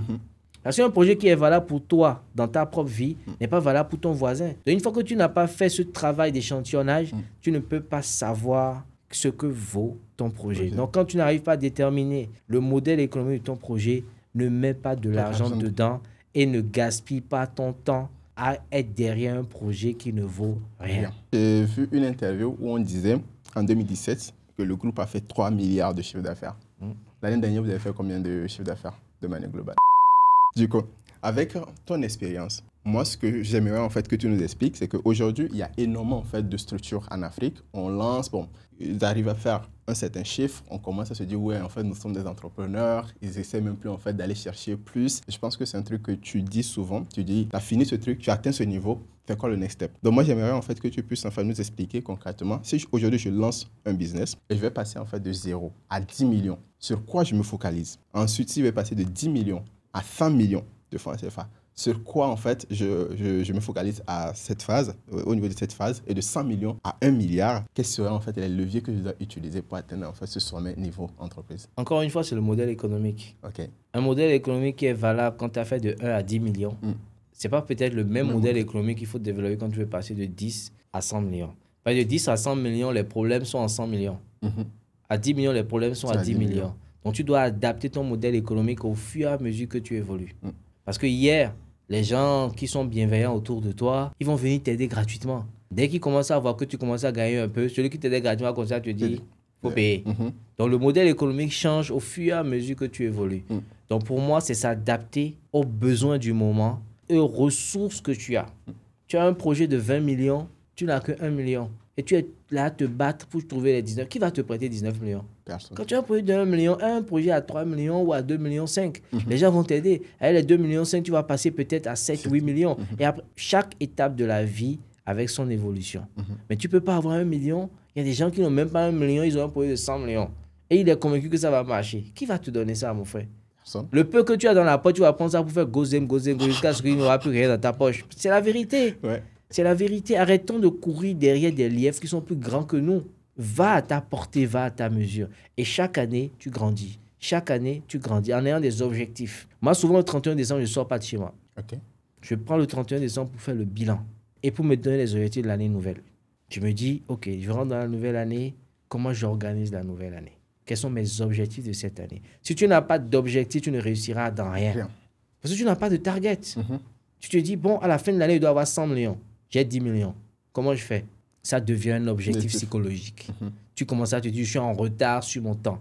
Mais quand tu n'as aucun objectif, tu dis que tu veux être riche. Ton objectif, c'est d'être riche. Tu ne seras jamais riche. La richesse vient au fur et à mesure. Donc, tu te donnes des objectifs par année, par période, et tu vas voir que tu vas te transcender pour atteindre l'objectif. Et c'est ça qui fait que tu pars de 1 à 10 millions, de 10 à 100 millions, de 100 millions à 1 milliard. À un moment donné, l'argent ne compte plus. Parce que tu as l'écosystème pour travailler. Que tu aies 100 millions ou 100 milliards, c'est le même effort que tu fourniras. Toi, aujourd'hui, en fait, comment en fait tu structures, quand tu parles en fait de l'écosystème, comment toi tu structures en fait ton écosystème qui te permet aujourd'hui d'atteindre ce chiffre incroyable? J'ai beaucoup d'entreprises, j'ai beaucoup de forces de valeur. Nous apprenons tout le temps. Je ne dis pas que je suis riche, je ne suis pas du tout riche. Il y a des gens qui sont 100 fois, 1000 fois, 10 000 fois plus riches que moi au Bénin. Mais je me demande même quand on parle de richesse, ça c'est à partir de combien? La bonne question. Ça, c'est une question qu'on se pose. Et après, comme on dit, on n'est pas riche que d'argent. On est riche de beaucoup de choses. Mais quand on parle de richesse financière, c'est à partir de combien on peut dire qu'on est riche. Donc la richesse aussi, c'est un concept. C'est un état d'esprit, c'est beaucoup de choses. Donc du coup, moi je me dis, il faut pouvoir jouir chaque jour de ce qu'on a. Le bonheur, c'est les petits moments de bonheur. Il ne faut pas attendre le bonheur. Si tu attends le bonheur, il ne viendra jamais. Profite de chaque instant. Profite du peu que tu as. Vis chaque instant comme si c'était tout ce que tu as de meilleur. Les gens, en fait, vivent par procuration. Ils vivent par procuration. Ils se disent, si j'ai une voiture, je vais réussir. Quand j'aurai 10 millions, je vais réussir. Je serai heureux. Quand j'aurai ma maison, je serai heureux. Mais non. Vis chaque jour avec bonheur parce que c'est une grâce que Dieu t'a donnée d'être déjà vivant. Ça, c'est une partie. Je vois souvent les gens se plaindre. Moi, c'est très, très, très rare que je me plaigne. C'est très, très rare. Parce que je profite de ce que j'ai. Et ce qui multiplie un peu parce que quand tu es content de ce que tu as, quand tu es sûr de ce que tu as, quand tu te poses sur les valeurs que tu as, tu vas plus vite et tu marches avec assurance. Mais dès lors que tu te dis, il me manque ci, il me manque ça, tu atrophies ta productivité et ça fait que tu n'as pas la force du jeune lion. Donc, contente-toi de ce que tu as. Réfléchis plus à ce que tu as et comment tu peux utiliser ce que tu as pour réussir que de te dire que tu n'as pas ci, tu n'as pas ça. Parce que toute personne a un manque. Toute personne a un manque. Donc, à regarder au manque, finalement, on ne fait rien. Et on manque l'objectif. Si j'étais rappeur, tu vois, il y a la rime. Non, mais c'est incroyable, en fait, ce que tu nous partages là. Tu sais, quand je suis arrivé, quand on a commencé à donner ton nom, en fait, tout le monde te présentait comme, ah, c'est l'initiateur, en fait, de FINAP. Et quand j'étais, en fait, sur l'événement et tout, il y avait souvent 2 questions qui revenaient, en fait, le plus souvent. C'est type, en fait, comment on fait pour financer un événement de telle envergure? Bon, après, pour moi, c'est une grâce, c'est une chance. Et c'est aussi le travail. Parce que quand je vais voir les sponsors, j'ai déjà prouvé un peu ce que je sais faire. Donc, le sponsor a plus de facilité à me confier son sponsoring parce qu'il sait que ce pourquoi je suis venu le voir, je vais le réaliser. Donc, aujourd'hui, j'ai fait le FINAB parce que j'étais venu à un niveau de maturité où je pouvais aller voir certains sponsors, je pouvais aller voir l'État et leur dire, je veux réaliser tel projet et je veux que vous m'accompagniez. Mais tu n'as jamais fait un vrai événement, tu n'as jamais fait de gros événements et tu écris un événement comme le FINAB et tu dis que tu veux le réaliser. Tu vas passer 3 ans à courir de maison à maison pour dire que tu veux avoir du sponsoring. Tu n'auras jamais. Fais d'abord un petit événement à ta mesure. Ensuite, fais un deuxième, fais un troisième. Commence à créer ta réputation. Et un jour, tu feras le FINAB. Moi, je n'ai pas commencé par le FINAB. J'ai commencé par des petits événements, des tout petits événements, jusqu'à ce que je crée ma réputation. Je crée le nom du groupe Empire. Je crée le nom d'Ulrich Adjovi. Et ce nom, aujourd'hui, dans l'événementiel, rime avec propreté, capacité, organisation, structuration, réussite. Donc, ça fait que quand je vais voir le sponsor, je n'ai pas tous les sponsors, mais les quelques-uns qui acceptent d'accompagner le projet l'acceptent avec bienveillance et nous donnent la main. Et nous, derrière, ce que nous devons faire pour que l'ascenseur soit retourné, nous le faisons aussi. Donc, pour moi, c'est ça. Aujourd'hui, on arrive à faire ce genre d'événement, on arrive à le financer, même si parfois c'est à perte, et souvent c'est à perte. Mais la perte financière qu'on peut avoir et qu'on absorbe maintenant sera une richesse demain. Et nous, notre stratégie pour le FINAB, c'est une stratégie sur 10 ans. OK. Parce qu'on sait bien qu'un projet culturel de cette envergure, sans que l'État ne te donne de gros moyens, ça ne peut pas être rentable. Ce n'est pas possible. Donc, on a la chance d'avoir un écosystème, d'avoir un certain nombre de matériel, d'avoir un certain nombre de sponsors qui nous accompagnent. Donc, avec le peu qu'on arrive à réunir, on essaie de produire, même si à la fin, il y a toujours des pertes. Mais ces pertes-là cumulées, je pense qu'un jour, on pourra récupérer cet argent. Mais ce n'est pas que pour l'argent. On le fait d'abord pour impacter la vie des artistes. C'est-à-dire que tu sois artiste plasticien, musicien, dans le cinéma ou autre, ces artistes ont besoin de plateformes, ont besoin d'être vulgarisés, ont besoin d'avoir des plateformes de vulgarisation et d'expression. Moi, j'ai fait le FINAB. J'espère qu'il y en aura d'autres qui vont faire encore d'autres parce qu'il faut qu'il y ait plusieurs marchés dans un pays. Ce marché que moi, j'ai créé, c'est vraiment pour aider, c'est vraiment pour accompagner. Et moi-même, je profite de ça. Donc, je le fais vraiment avec plaisir et j'espère que ça sert et que ça continuera à servir le Bénin. J'aime bien en fait ce que tu as dit tout à l'heure en disant en fait que c'est pas rentable parce que pour des personnes, énormément de personnes, vu de l'extérieur, ils se disent le nombre de personnes, le nombre de stands, il n'y a pas moins en fait que ça ne soit pas rentable. Et moi j'ai juste envie en fait de te poser la question par rapport aujourd'hui, tu dis ok c'est pas une question d'argent. Aujourd'hui un événement comme FINAB, qu'est-ce que ça te rapporte à toi et à l'entreprise concrètement? Comme tu l'as dit, niveau financier, c'est pas rentable. Du coup, qu'est-ce que ça vous rapporte en fait concrètement? Parfois, j'ai vu des vidéos même qui sont passées où les gens disent que j'ai ramassé beaucoup d'argent au FINAB. J'ai vu souvent les gens faire un petit calcul. Les calculs. Oui, les gens font des calculs souvent très erronés. Parce que, je prends un exemple. On a eu 400 exposants. Et quand moi je dis 400, c'est que je considère qu'il y a c'est des exposants de 100 000. Il y en a qui payent 200 000, mais ils ont pris tout un bloc. À 100 000 francs, compté sur la base de 100 000, on a 400 exposants. 400 fois 100 000, ça fait 40 millions.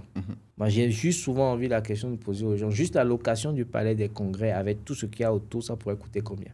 Une bonne question. Bonne question. Sur 10 jours, ceux qui ont l'habitude de faire des événements là-bas par jour, qui multiplient par le nombre, ils verront le montant que ça représente. Je dis aux gens souvent, tu as loué le stand à 100 000. Le stand sous lequel tu es là, Par jour, ça coûte combien? Si tu devais le louer quelque part, n'importe où dans la rue, un stand, quand tu vas coûter combien? Minimum, tu l'auras à 10 000. Juste le stand. Sur 10 jours, ça fait combien? Ça fait déjà 100 000. Donc, quand parfois je vois les gens critiquer, je comprends. Parce que celui qui a mis 100 000, qui a mis 200 000 dans un projet, il a envie d'avoir un retour sur investissement. Mais le retour sur investissement n'est pas que financier. Il y a la com que tu as, il y a l'exposition que tu as, il y a la visibilité que tu te donnes. Ce n'est pas que l'argent. Donc, parfois, je ne réponds pas souvent.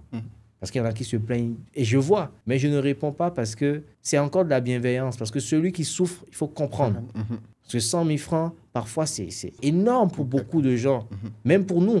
Donc, 100 000 francs, c'est beaucoup d'argent. Un qui a mis 100 000 d'abord, c'est qu'il a cru en ton projet. Exact. Sinon, il n'aurait pas mis 100 000. Et d'autres qui mettent même 200 000, c'est qu'il a vraiment cru en ton projet. Donc, quand la personne se plaint, il faut le comprendre. Il faut lui expliquer. Il faut lui montrer que ce n'est pas forcément pour de la rentabilité. Parce que tous les stands cumulés, à la rigueur, tu te retrouves à 25 millions ou 30 millions. Tout cumulé parce qu'il y a des offertes, il y a des réductions, il y a des gens, normalement, s'il y a 100 000, il y en a qui achètent à 75 000. Tout cumulé, tu as 25 millions. 25 millions ne payent même pas la sono. Une sonorisation sur un site comme ça pendant 10 jours, il faut compter combien ça peut représenter par jour. Juste la sono. Pour ceux qui font même des mariages chez eux, un cas se dit combien on paye pour notre mariage à la maison quand on fait une belle sono. Dans une scène, avec tout ce qu'il y a autour, en live, sur 10 jours, il faut imaginer combien ça peut représenter. Juste ça, juste la sono seule couvre déjà le coût de tous les stands réunis. Après, maintenant, on va parler de tout le reste maintenant. Les invités, les artistes, les cachets. 2 artistes, si on va prendre juste le cachet des 2 artistes principaux, je ne parle pas de tous les autres artistes, juste les 2 artistes principaux qui sont venus, ça dépasse ce montant, de loin. Donc, les gens ne voient pas ça. Moi, si je vais sortir les chiffres du FINAB, les gens vont tomber à la renverse parce qu'ils ne comprennent pas. Mais ça, je ne leur en veux pas. C'est pour ça que je ne réponds pas. Parce que je comprends que les gens soient frustrés parfois parce qu'ils n'ont pas totalement vendu ou bien parce qu'ils n'ont pas eu si à temps. Mais tout est perfectible.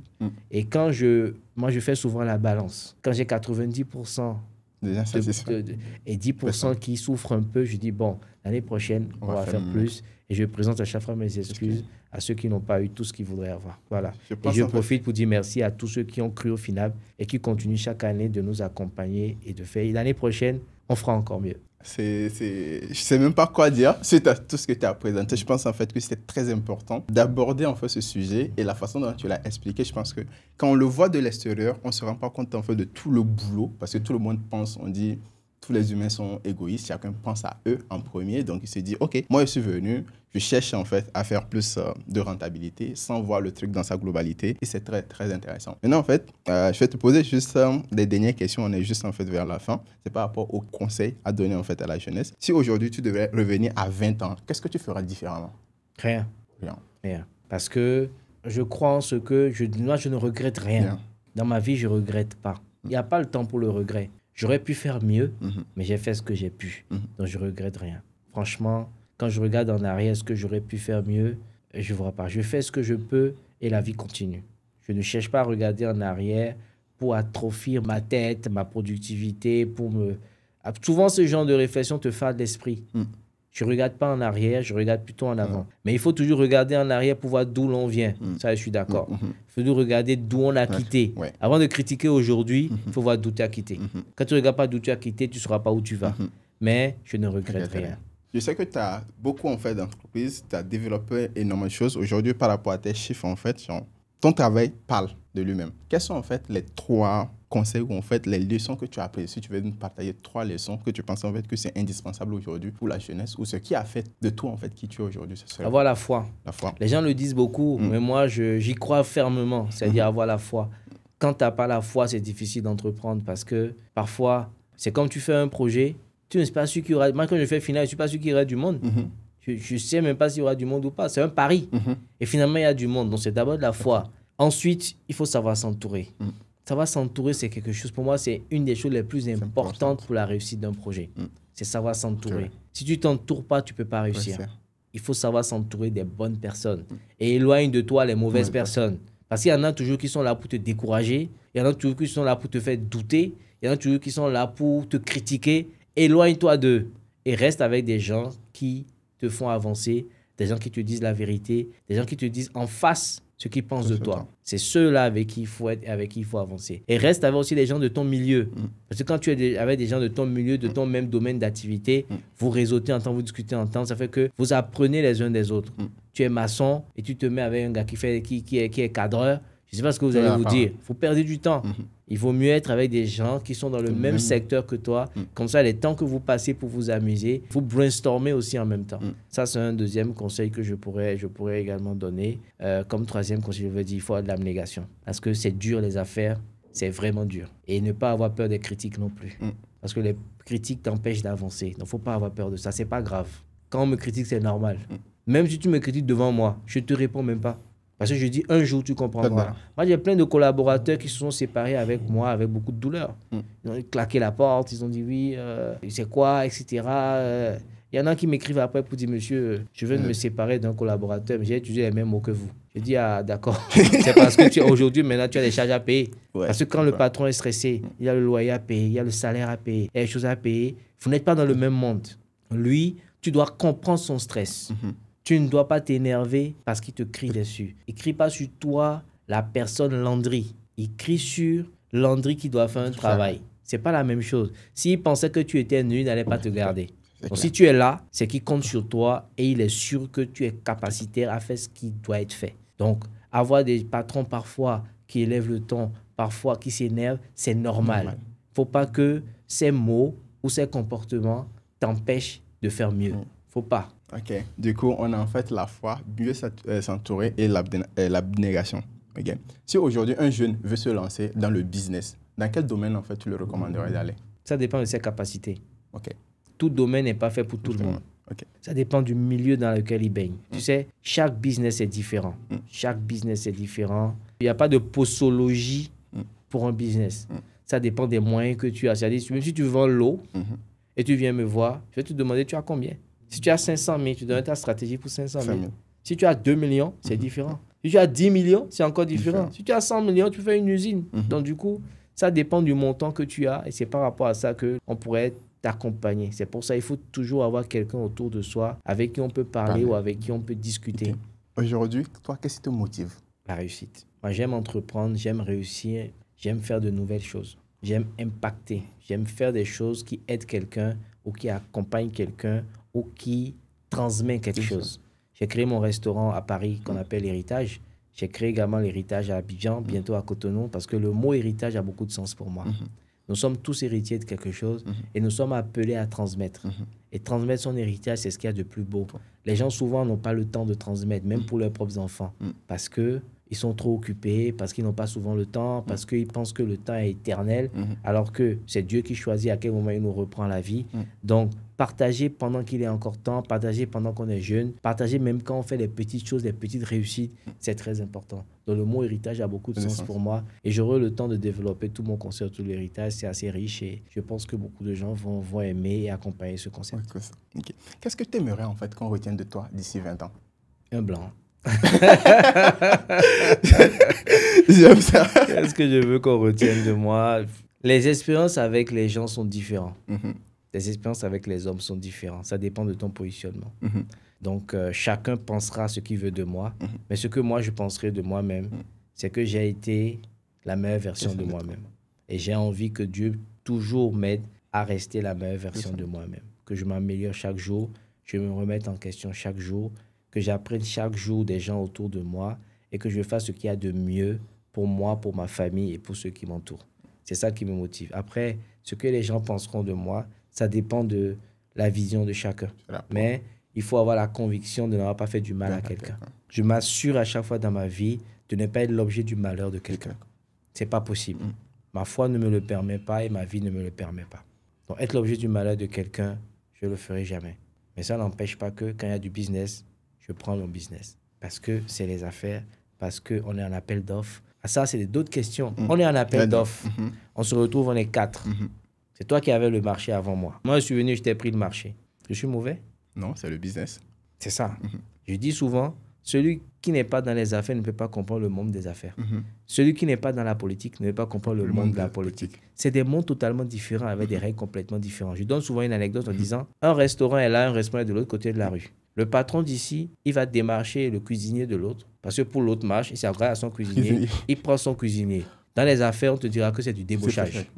Mais dans le monde normal, on te dira qu'il est mauvais, il est méchant. Ça, c'est les affaires. Donc, en réalité, dans les affaires, il faut respecter les règles. Il ne faut pas faire du mal à quelqu'un, mais il faut s'armer. Il faut s'armer parce que les affaires, c'est violent. Je ne veux pas dire des phrases toutes faites, etc. Non, non, non, non. Les affaires, c'est violent. Il faut être prêt. Quand on a commencé au début, tu as dit, ce sont vraiment des questions personnelles. Hein. Quand on a commencé au début, tu as dit, je ne passe pas assez de temps avec ma famille et cette année, enfin, c'est l'objectif pour cette année et tout. Et tu as beaucoup en fait d'entreprises, tu fais énormément de choses. Et là, tout de suite, en fait, tu as parlé de l'héritage que tu es en train de lancer et que dans les semaines à venir, ça va s'enchaîner dans plusieurs pays, capitales en fait, de pays et tout. Et tu as toujours de nouvelles idées, de grandes choses en fait à réaliser. Comment tu arrives à trouver en fait l'équilibre entre ta vie professionnelle et personnelle? Pendant longtemps, je n'ai pas été tout le temps présent comme je le devrais. Et quelqu'un m'a dit, il n'y a pas longtemps, il y a quelques mois, tu passes 70% de ton temps avec ton enfant quand il a de 0 à 14 ans, il m'a dit, je crois. Et tu passes 20% de son temps avec lui de 14 ans à 18 ans. Après 18 ans, tu passes que 10% de ton temps avec lui. C'est que quand tu as raté de 0 à 14 ans, c'est que tu as raté 70% du temps que tu aurais pu passer avec ton enfant. Quand il m'a dit ça, c'est une dame qui m'a dit ça, qui est à Abidjan, que je salue. Ça m'a fait un déclic. C'est que chercher l'argent, c'est bien. Mais la famille, c'est la plus grande valeur qu'un homme pourrait avoir. Et à partir de ce moment-là, j'ai commencé à passer plus de temps avec ma famille. Et aujourd'hui, quand je fais même mes nombreux tours, je m'organise pour avoir le plus de temps avec ma famille. Et parfois, je voyage avec eux. Ah ouais? Ah oui, il faut. Parfois, tu peux avoir un enfant qui a 18 ans, mais il ne te connaît pas. Ouais. Parce que tu as passé tout ton temps à courir à gauche, à droite, mais tu as un enfant à la maison, mais il ne te connaît pas. Et ça, c'est pas possible. Monsieur Richard Diovi, c'est quoi ta journée type? La journée de millionnaire ou multimilliardaire, je ne sais pas. La journée de travailleur. La journée de travailleur, la journée de Richard Diovi. Je suis un lève-tôt. Quelle heure à peu près? Je me réveille à 7 heures. 7 heures. Quand tu te réveilles, qu'est-ce que tu fais en même temps? Ça dépend des jours. Une petite prière rapide, contrairement à ma femme qui elle prie beaucoup. Une petite prière rapide. Téléphone. Quels sont les messages à répondre? À répondre. Je reste un peu dans le lit. Après, je vais laver, m'habiller, etc. Et je vais au boulot. C'est souvent dense mes journées. Hein. Souvent dense.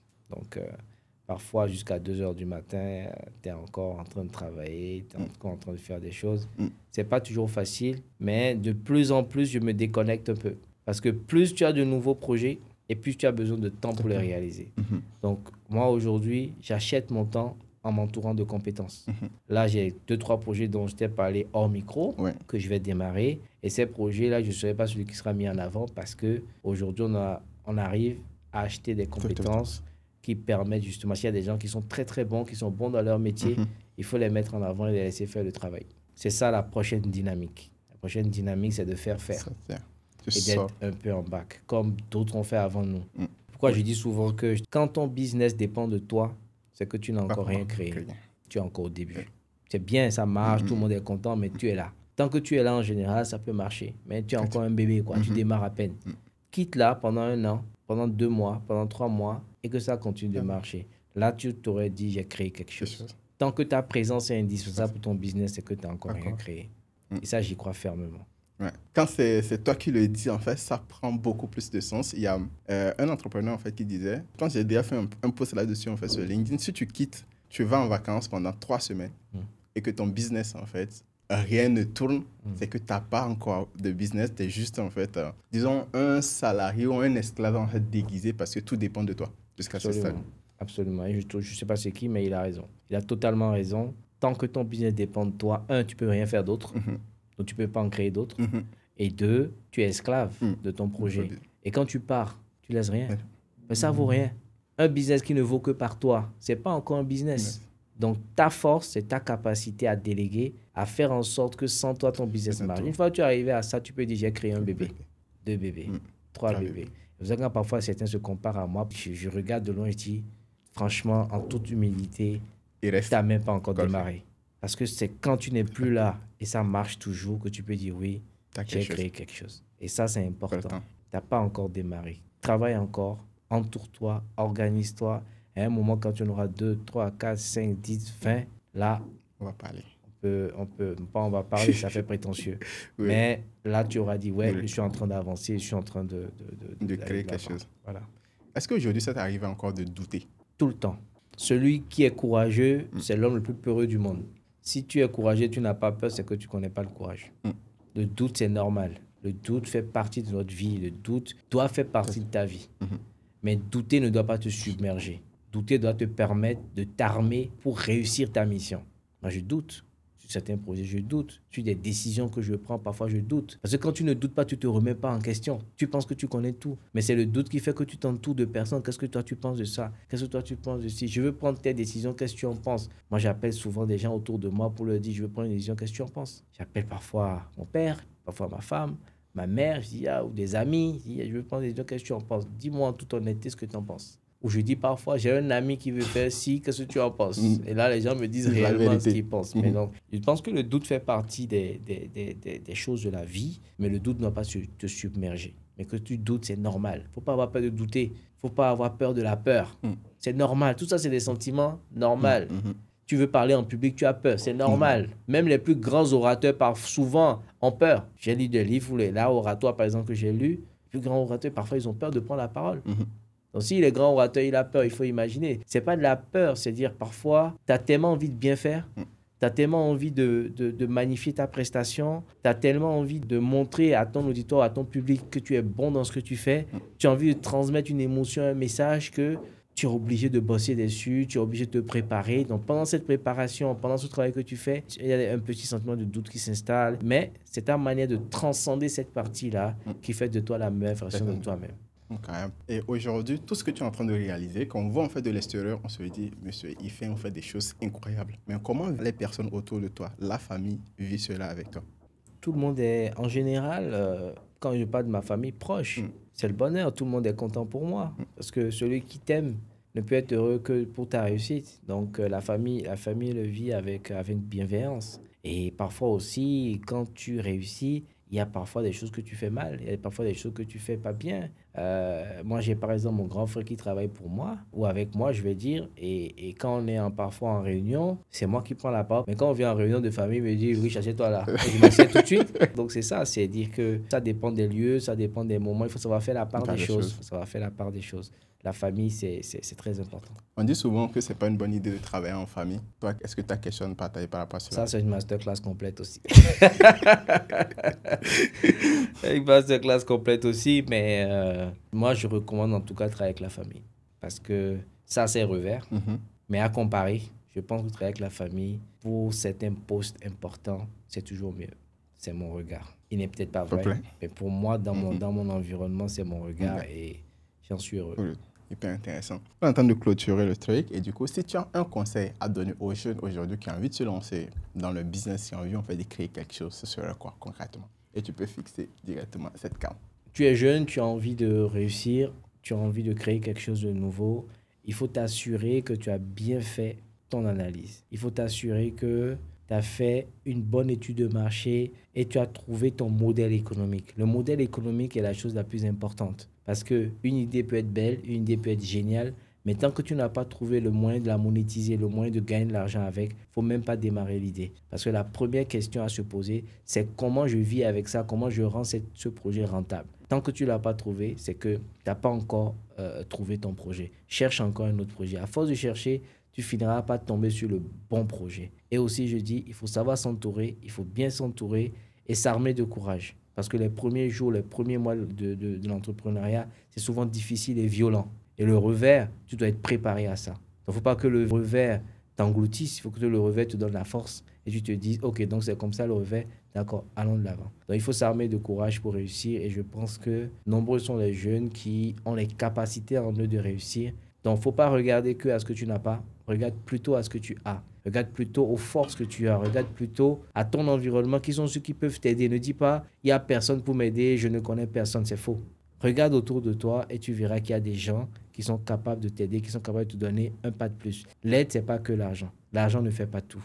Mais un petit support, un petit projet, une petite recommandation est très important pour la réussite de ton projet. Donc, croyons en nous, croyons en l'Afrique, croyons en la jeunesse. Et je crois que les belles pages de la jeunesse africaine ne font que démarrer. Voilà. Très intéressant. On a lancé en fait ce projet-là.